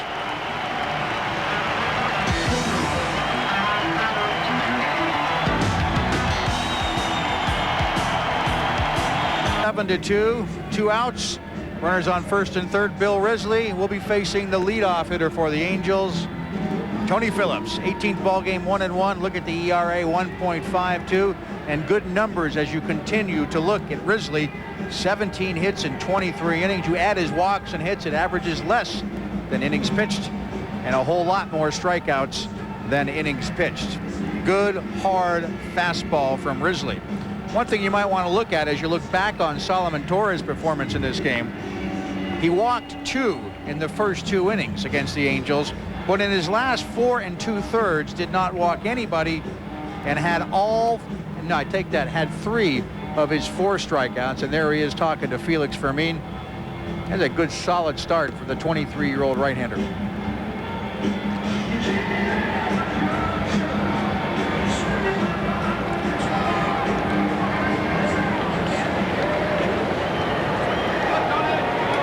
Tony Phillips digging in. Angels at 1st and 3rd, 2 away here in the 7th. They're down by 5.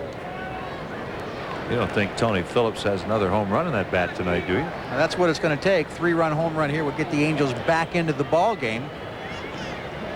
Let's see how many Mr. Risley has given up this year. He's given up 1 home run in 23 2/3. Rather stingy in that department. There is ball 1. Tony has driven in both Angels runs.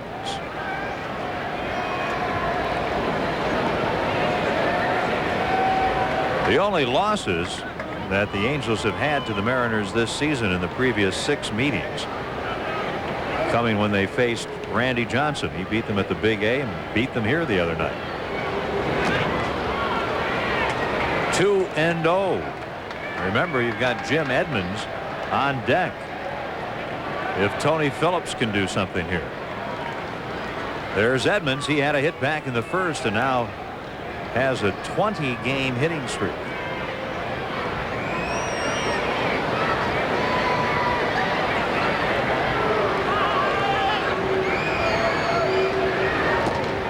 And it is 3-0. And we know Tony Phillips is not bashful when it comes time to take the base on balls. A bad one here would load him up. He has had 5 walks in this series. Looking for his 1st tonight. Now they get up in the bullpen for Seattle. Well, he walks on 4 pitches. Now, folks, it gets pretty interesting here. The base is loaded with 2 outs, and one of the hottest hitters in baseball coming up. A gapper here would cut the deficit from 7-2 to 7-5, and once again out to the mound goes one of the Seattle coaches. This time it's the pitching coach Bobby Cuellar, and right-hander Jeff Nelson starts to get loose behind Risley.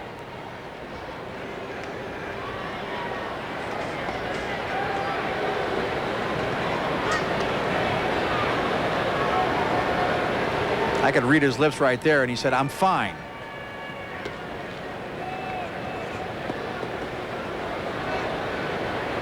And I'm sure Cuellar is telling him, hey, just settle down, concentrate on the hitter. There's 2 outs. You get this 1 hitter out. Get out of here. We'll win this ball game.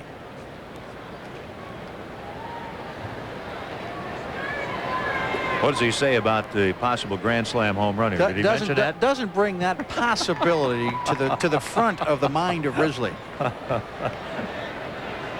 That's like the famous basketball, the basketball coach whose team is down by 3 with 8/10 of a second left, or 5/10, and he's got the ball on his own end, and he says, okay, when we get the 3-pointer to tie the score, here's what I want to do. Yeah.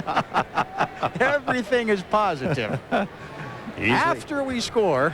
Easily at third, DeSarcina at second, Phillips at first, 2 down, 7th inning. Jim Edmonds taking a pitch, and it's high, ball 1.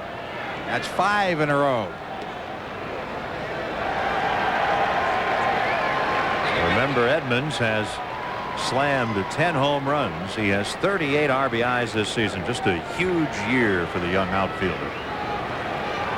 Swing and a miss. Might have gotten just a piece of it. 1-1.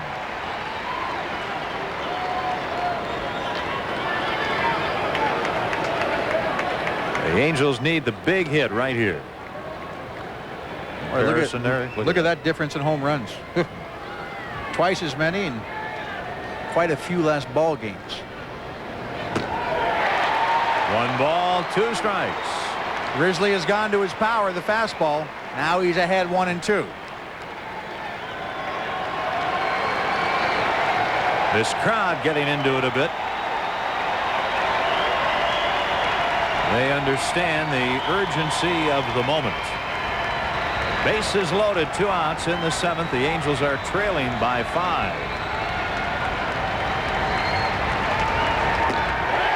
He strikes out Jim Edmonds. And on to the bottom of the 7th inning. Seattle on top. Terrific comfort. Fabulous for the family, for your business. Just a great way to entertain, and luxury suites for all Angels home games are now available on a full season or individual game basis through the Angels office. For information, call 714-937-7296. Russ Springer on the mound. That man, Edgar Martinez, at the plate. He has a perfect night going, and he takes ball 1. Edgar has walked, he has singled, and he has homered. He scored twice and driven in a pair. He leads the league in RBIs with 50. That's a strike.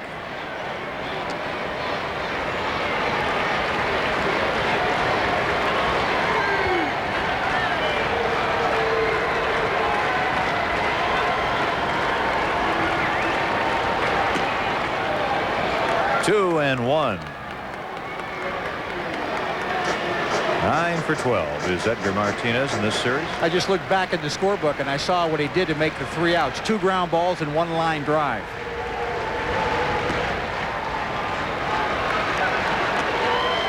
Oakland tonight won in Texas with a 9th inning rally, 4-3, and Oakland will be here tomorrow night, Wednesday night, and Thursday afternoon. And then Texas comes in next weekend. Edgar Martinez walked, so he's on base 4 straight times, but that shouldn't be that surprising. He's having that kind of season. Right fielder, Jay. He was on base 5 straight times yesterday. That's 9 in a row. The last time he was up on the 24th He bounced out on a nice play to the third baseman, and that was Spike Owen. Yeah, the last two times that the Angels retired Edgar Martinez on Saturday night, very fine plays on the infield to get him both times. Buhner. Ball one.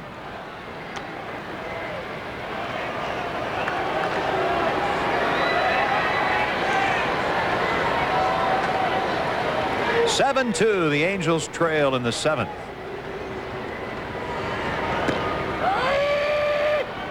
One ball, one strike on Buhner. Mike Blowers on deck.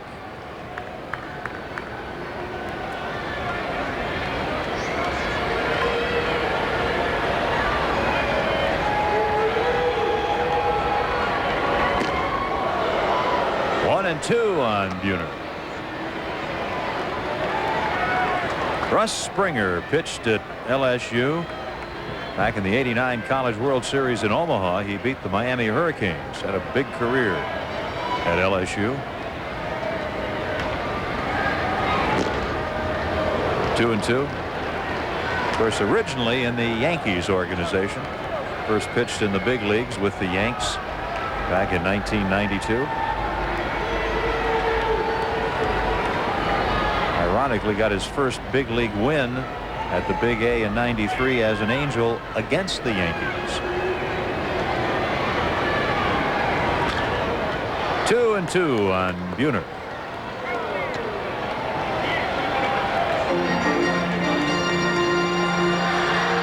We mentioned Oakland won at Texas 4-3. Baltimore shut out the Brewers at County Stadium 2-0. Cleveland did the same at Kansas City. Chicago edged the Twins in Minnesota 6-5. Yankees at home beat the Tigers 7-3, and Boston topped the Blue Jays at Fenway 4-3. Nice block by Fabregas, a full count. And Ken, if the Angels did not mount a rally and come back and win this ball game, the standings will look exactly the same tomorrow morning as they did 4 days ago, because Oakland and Texas split. The Angels in Seattle would have split. Everybody just maintaining their position. Runner goes. Pitch fouled out of play. Back to first goes Edgar Martinez. There they are, the old American League standings. You know, Lou Piniella told me a couple days ago he'd be happy to be 4 games, 3 games out of first place going into the last month of the season, because he really feels there's more pressure on the team that's in first place. And he's happy to be where he is right now, thinking that if he can just get it together and get hot at the right time, you just roar up. It's like a horse race. You just come and take it at the end. Oh, yeah. That's the scary part of this West Division. You know, you look at it, and you know, it's awfully nice that the Angels will be in first place again tomorrow.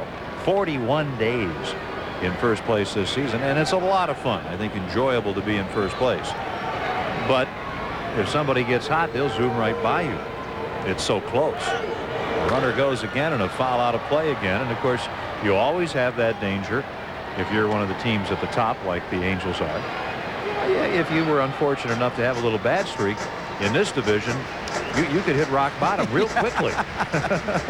Lou Piniella also said, you know, he was the manager of the team in Cincinnati when they went from day one wire to wire. And he said he felt pressure as a manager, and he felt his players felt pressure. That's why he's content to be where he is right now. If they win tonight, they're 4 games out. He's happy where he is right now, knowing he's lost Griffey, and he's not going to get Griffey back until late August at the very earliest. But until he can get his club playing the way he wants to, it might take a little more time. He's looking for a left-handed hitting outfielder. He's looking for a 5th starter. If he can do that and stay close, he feels like he's got a shot.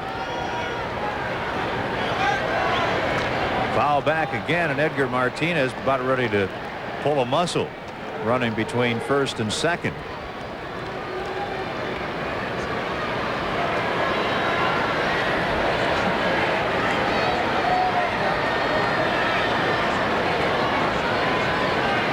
Without Ken Griffey Jr., this Mariner team has won 13 and lost 15. So under 500 have the Mariners been without Griffey. But they have not had a big slide, which some people thought might happen. There goes Edgar again, and this time it's popped up. Damian Easley and J.T. Snow, and it is Easley calling. He gloves it, and that's one down. Edgar Martinez back to first base. Third baseman, Mike Flowers. There we are. Our statistician Lisa here, who is looking for a job in Hollywood. Yeah, and she's got a marketing degree, she says. I was a little embarrassed early in the game at the start of the evening. You had a director's chair and a beret on, yeah. Knowing she was interested in movies. Told her to I could get her a job in the movies. Yeah, you know, that's an old line. Yeah, that's a real old line. She went for it, though. Mike Flowers. She also said she's got plenty of copies of her resume if anybody would like to. An extremely good-looking young lass. Just send it to Lisa, care of the Seattle Mariners, in the Community Relations Department. She'll be happy to send you one. Lisa Duncan just graduated from the University of Washington. Why do you know so much about the young lady? Well, I've been overhearing your conversations with her. Fabregas blocks that one, and it's ball one. You seem to know quite a bit. And if I remember correctly, it was you last night who was in a hurry to get back to the hotel. You said you had to meet somebody. I don't know. Yeah. Young Lisa, 2 years at the University of Washington. After 2 years at the University of Arizona. Blanchette High School here in Seattle. My goodness. And goodness gracious. 7-2, the Angels trailing. Here's a high drive off the bat of Flowers. Salmon coming in, and he says, Damian, if you want it that badly, you can have it. And there are 2 outs. 7th inning here at the Kingdome. Springer in relief of Anderson. Bryant started, went 4 1/3, gave up all 7 Seattle runs on 4 hits. He walked a couple and struck out 2.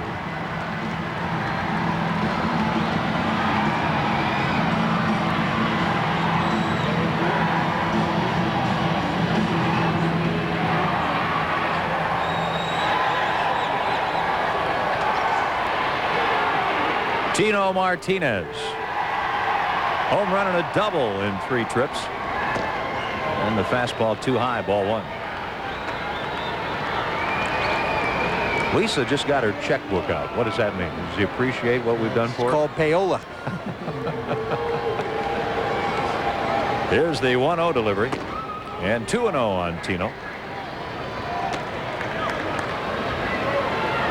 Got to have fun at the game one way or another. That's what baseball is all about. Sit, watch the game, have a hot dog, have a cold drink, some peanuts, joke around, enjoy the game, appreciate it. But fun is the key. It's always fun to be at a ball game, and we hope you're planning to be with us at the Big A. Fun to sit out there. Of course, here in Seattle, you've got the moose. Not every ballpark has a moose. That moose. 3-0 pitch. There's a strike on Tino Martinez. 1 week from tonight, the Angels back at the Big A. Why don't you make your plans to come out with us? We'll be the 2 fellows in the broadcast booth, laughing, smiling, having fun. Here's a foul pop-up, and this will come back into the crowd.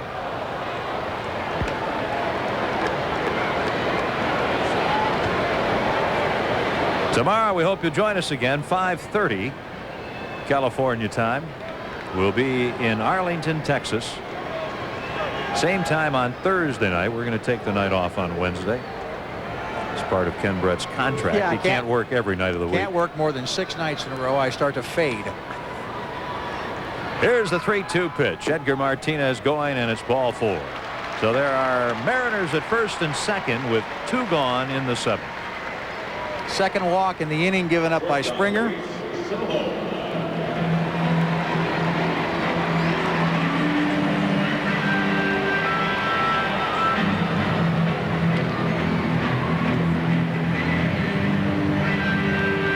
Soho steps in, has a home run tonight, and hitting .284. As the Mariners came to town, young Alex Rodriguez, a fine young shortstop prospect of the Mariners, was sent back to AAA ball as Luis came off the DL. He sends a high fly down the right field line towards the bullpen.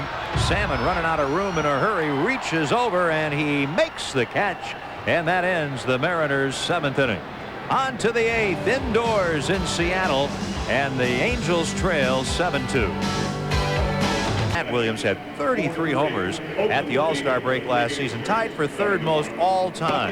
You wanted to know who were the two that had more. 1969, Reggie Jackson, 37 homers at the All-Star break, and Frank Howard had 34 home runs at the All-Star break. That was in 1969.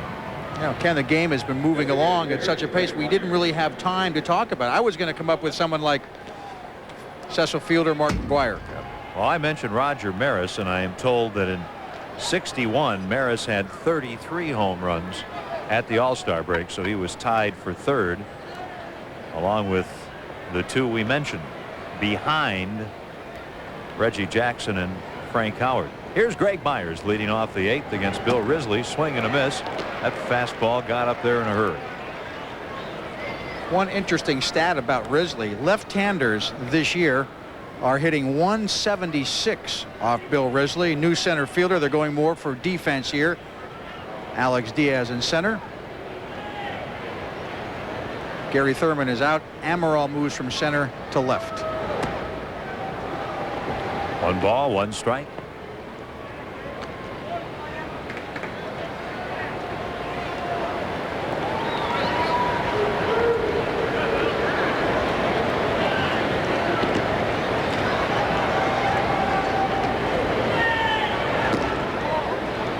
The count is 2-1 on Greg Myers.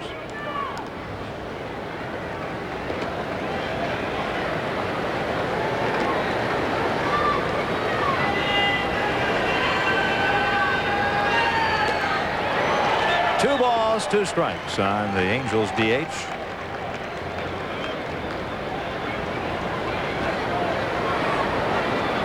(7-2). The Angels trail it after Myers. We'll see Salmon and then Snow.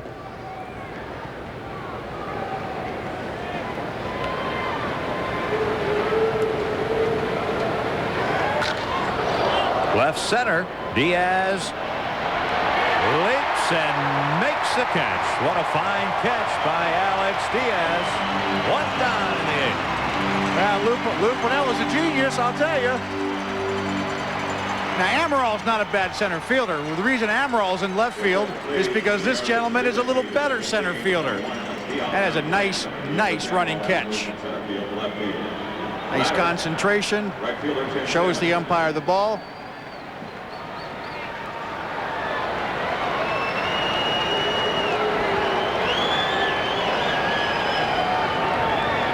Cleanup hitter Tim Salmon.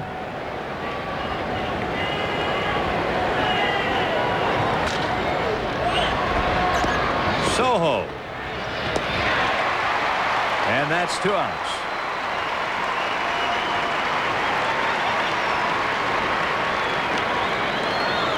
First baseman J.T. Snow. Look at Soho here. Runs around the ball. Gives it a good throw on the run. Soho, good strong arm.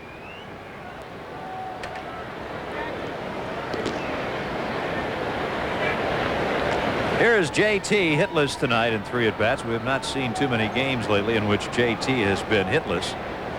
Last 29 games hitting .321. That means you're getting a hit just about every game or having some big games, but he has been a mark of consistency. Getting some action now, Ken, in both bullpens. Bobby Ayala for Seattle. Looks like he will pitch the 9th just to get an innings worth of work in. Mike James for the Angels, and I wouldn't be surprised if he was going to do the same thing.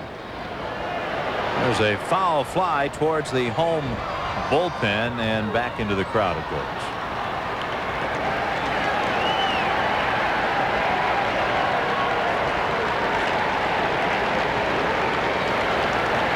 There you see a little bit of JT's story. Hitless in 2 straight games, only once all season. And I think that's the kind of stuff you like to see when you talk about JT. Consistency. 291, 290 average pretty much all season long. Getting hits in lots of ball games. Because there are always going to be people around who go, well, is he really in the big leagues? Is he really going to put the numbers on for the whole season that we have seen so far? And when you see somebody who gets hits consistently, a hit here, a couple of hits there, you start to think that that is indeed going to be the case. He stays alive. 1 ball, 2 strikes. I think JT was a bit of a victim in 1993. The quick start got everybody's hopes so high. Remember when he hit 343 in April? And you know, the expectations were just too great. He got off to too good a start. Yeah, and that can happen.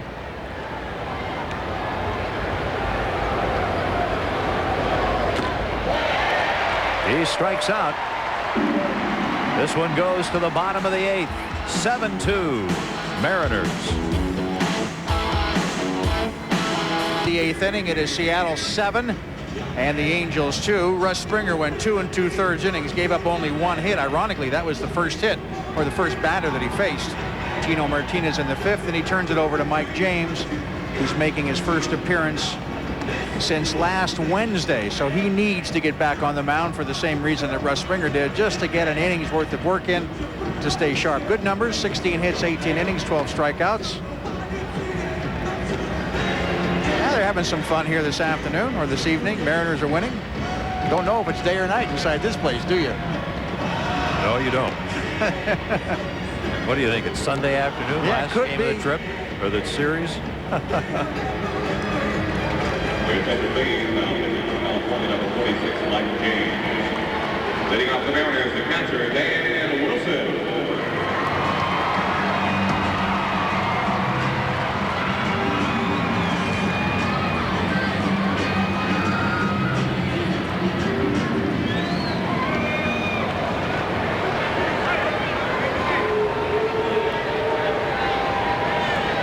Dan Wilson is hitless tonight. And he takes ball 1. Dan had 3 hits in yesterday's game. Brian Anderson giving up 7 runs in his 4 1/3. And then Springer a pretty good job. Now James. Tony Phillips at 3rd. Over to 1st in plenty of time.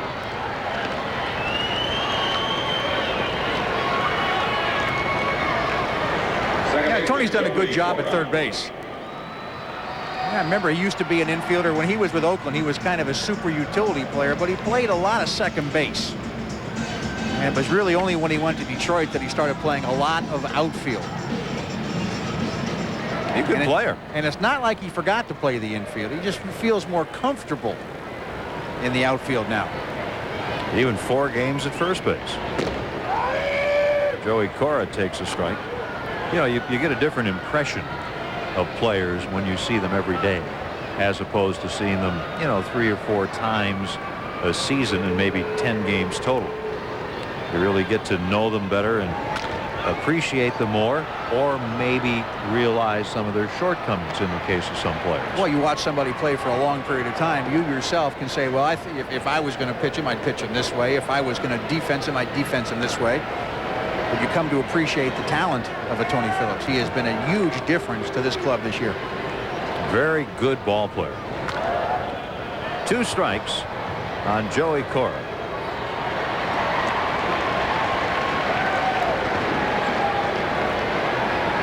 Around the Angels, they're talking a lot about the chemistry, which maybe is a overused term a little bit, but unity on a team is often a factor, or the lack of it. And I think Tony Phillips brings something to the table in that area, along with other people, of course. Yeah, teams that are winning have good chemistry, and teams that are losing have bad chemistry. You've been around, haven't you? Yeah.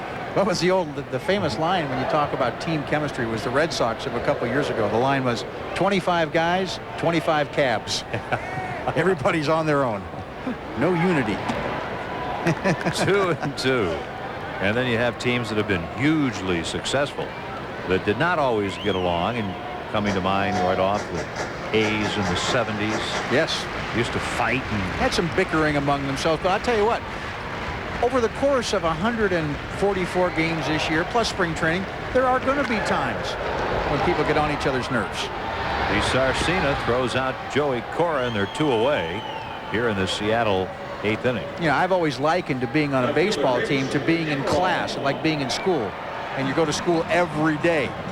Well, there's going to be guys in class you don't like as much. Look at this nice play by Desar. Boy, he made that look so easy. But you go back to your days in college or high school, and you tell me if you liked everybody in your class.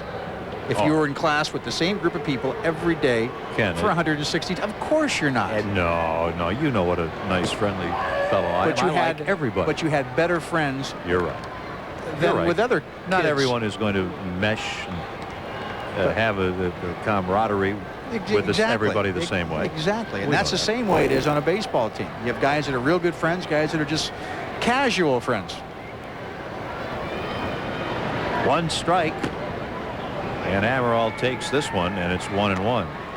I was a little embarrassed when our TV crew, the 4 of us, went out in 4 separate cabs last night for dinner.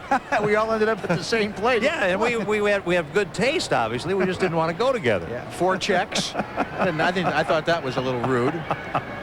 4 separate tables. 1 ball, 2 strikes on Amaral. And I was wondering why, when we went running after the game yesterday, you ran 5 strides behind me.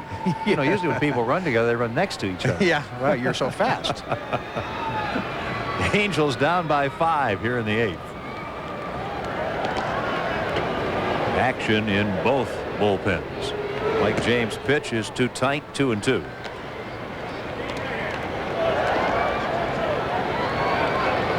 The Angels winning here Friday night 14-4. Randy Johnson and the M's won it Saturday night 3-2. The Angels came back yesterday 7-5. Sean Bosky winning his 6th. But it's been the Mariners in command so far tonight, 7-2, trying to gain a split. 3-2 on the Mariners leadoff hitter Rich Amaral, who is hitless in 4 at-bats.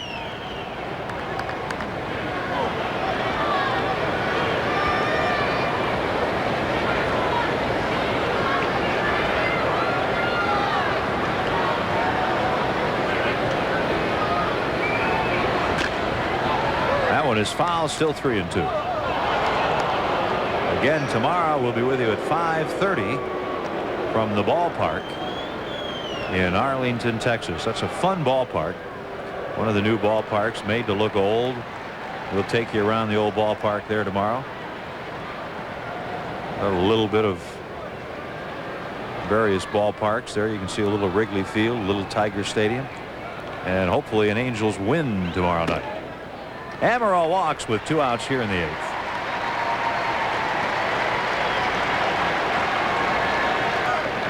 Amaral has 11 stolen bases in 12 attempts. I wouldn't expect to see him run in this situation. His team is up by 5.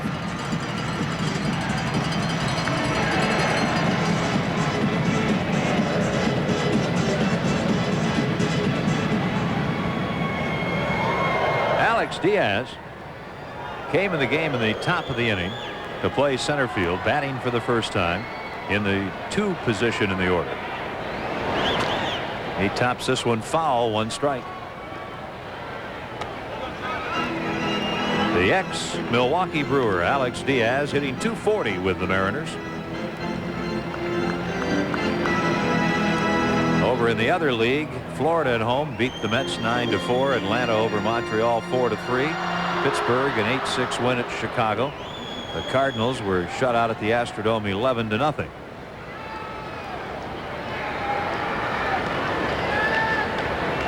Here it's 7-2. The Angels trail. Up the middle, a base hit for Diaz. Amaral on the move, takes the turn and stops. And the throw in from Edmonds. And with 2 outs, the Mariners rally here in the 8th inning. Now he's got to face Edgar again. Base hit right back up the middle.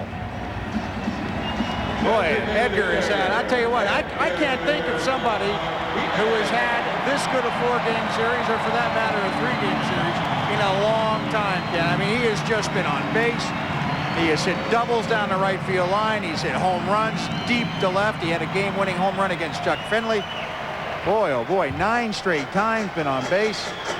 I just look back, his last 15 trips to the plate, he's been on base 13 times, and the 2 outs on Saturday night were 2 terrific defensive plays on the infield to retire it. One was that line drive up the middle that DiSarcina made a low diving grab of. 1 strike. Tonight he's walked twice, singled in a run, and hit a home run. I'll tell you one thing the Angels have not done a real good job at when it comes to Edgar Martinez in this series, getting ahead of him. You try to be too careful early in the count, you fall behind. He murders you. 1 strike here. Mike James on the mound. 1-1. At second base, Rich Hammerall, Alex Diaz at first, and they're 2 away.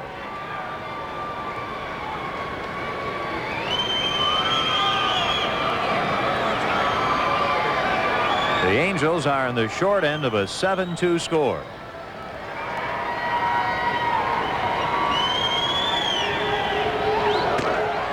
Strike. 1-2. Yeah, the crowd may not like that as a called strike. That pitch got every bit of the plate.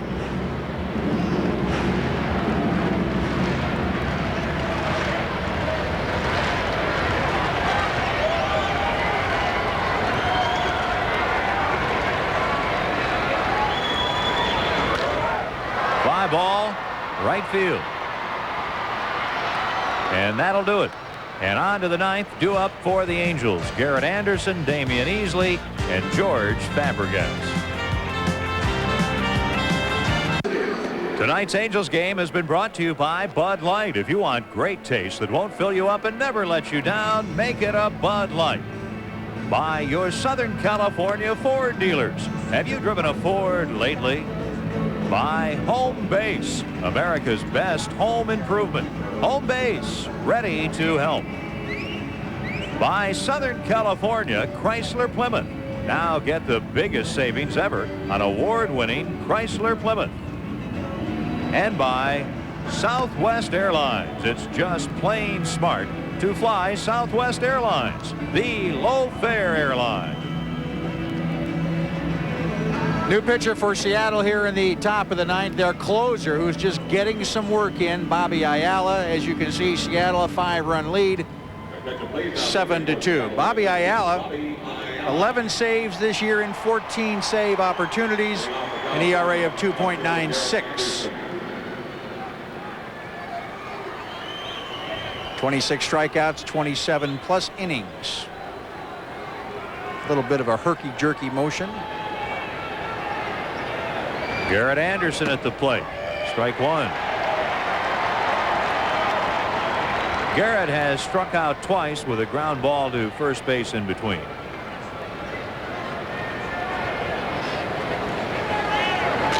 Here's a line drive off the glove of Tino Martinez into the right field corner.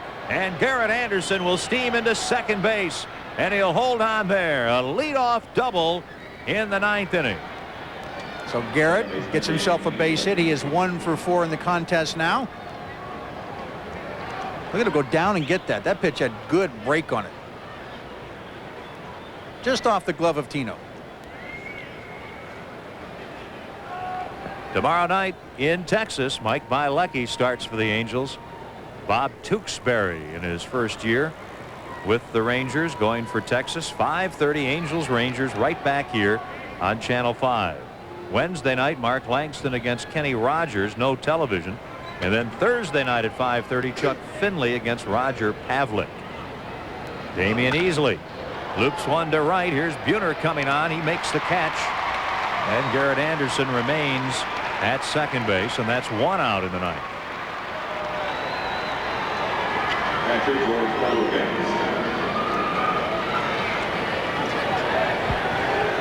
George Fabregas has 1 of the Angels' 7 hits.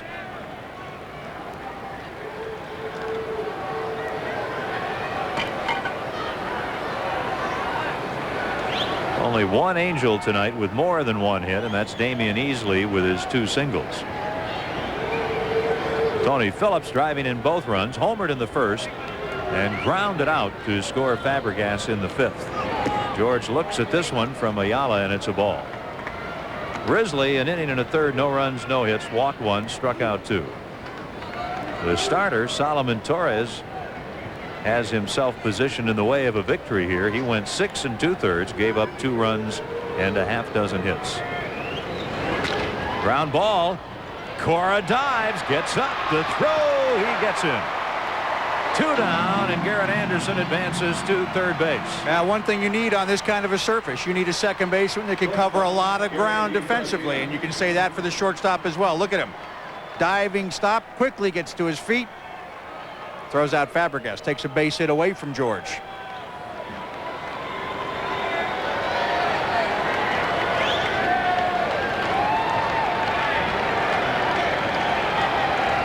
DiSarcina, ball 1 from Bobby Ayala. Gary has a walk and a single, 1 for 2. Big series for DiSarcina, 8 hits in all. And it looks as though the Angels are going to have to settle for a split in this 4-game series. 1-1.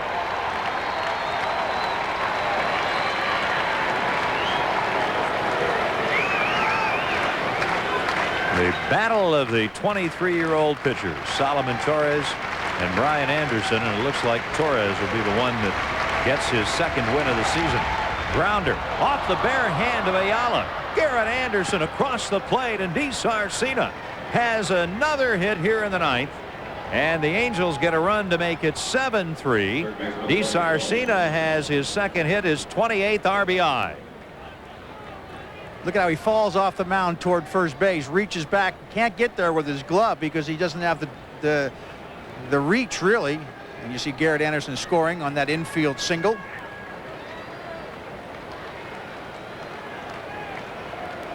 At the plate, Tony Phillips.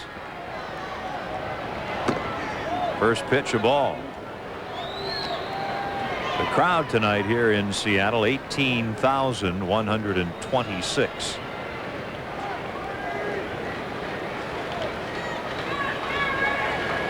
The Mariners are an out away from moving back to within 4 games of first place. 1-1.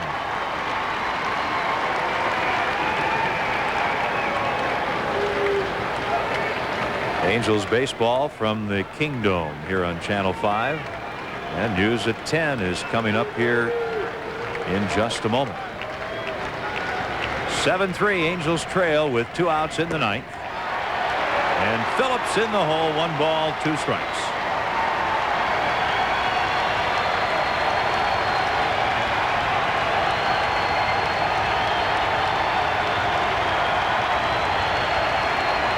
They're on their feet here in Seattle.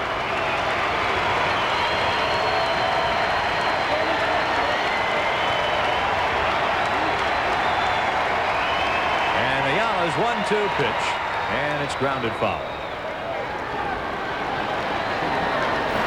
We mentioned Tuesday and Thursday nights to join us from Texas. We'll have all 3 games this coming weekend from Oakland.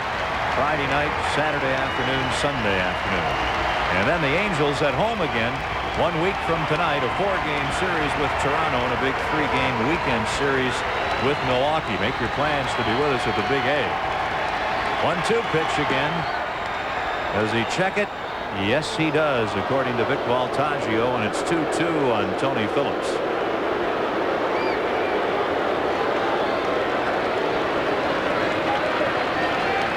Take a look at this check swing. Oh, Tony's a veteran. A run in here in the 9th. DiSarcina at first with 2 outs. And that pitch misses, and the count is full.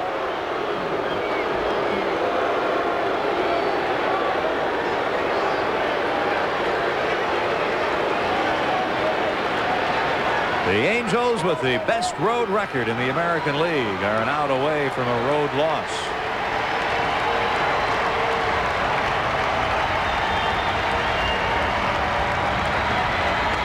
And a foul ball. DiSarcina on the move, 3-2 with 2 outs.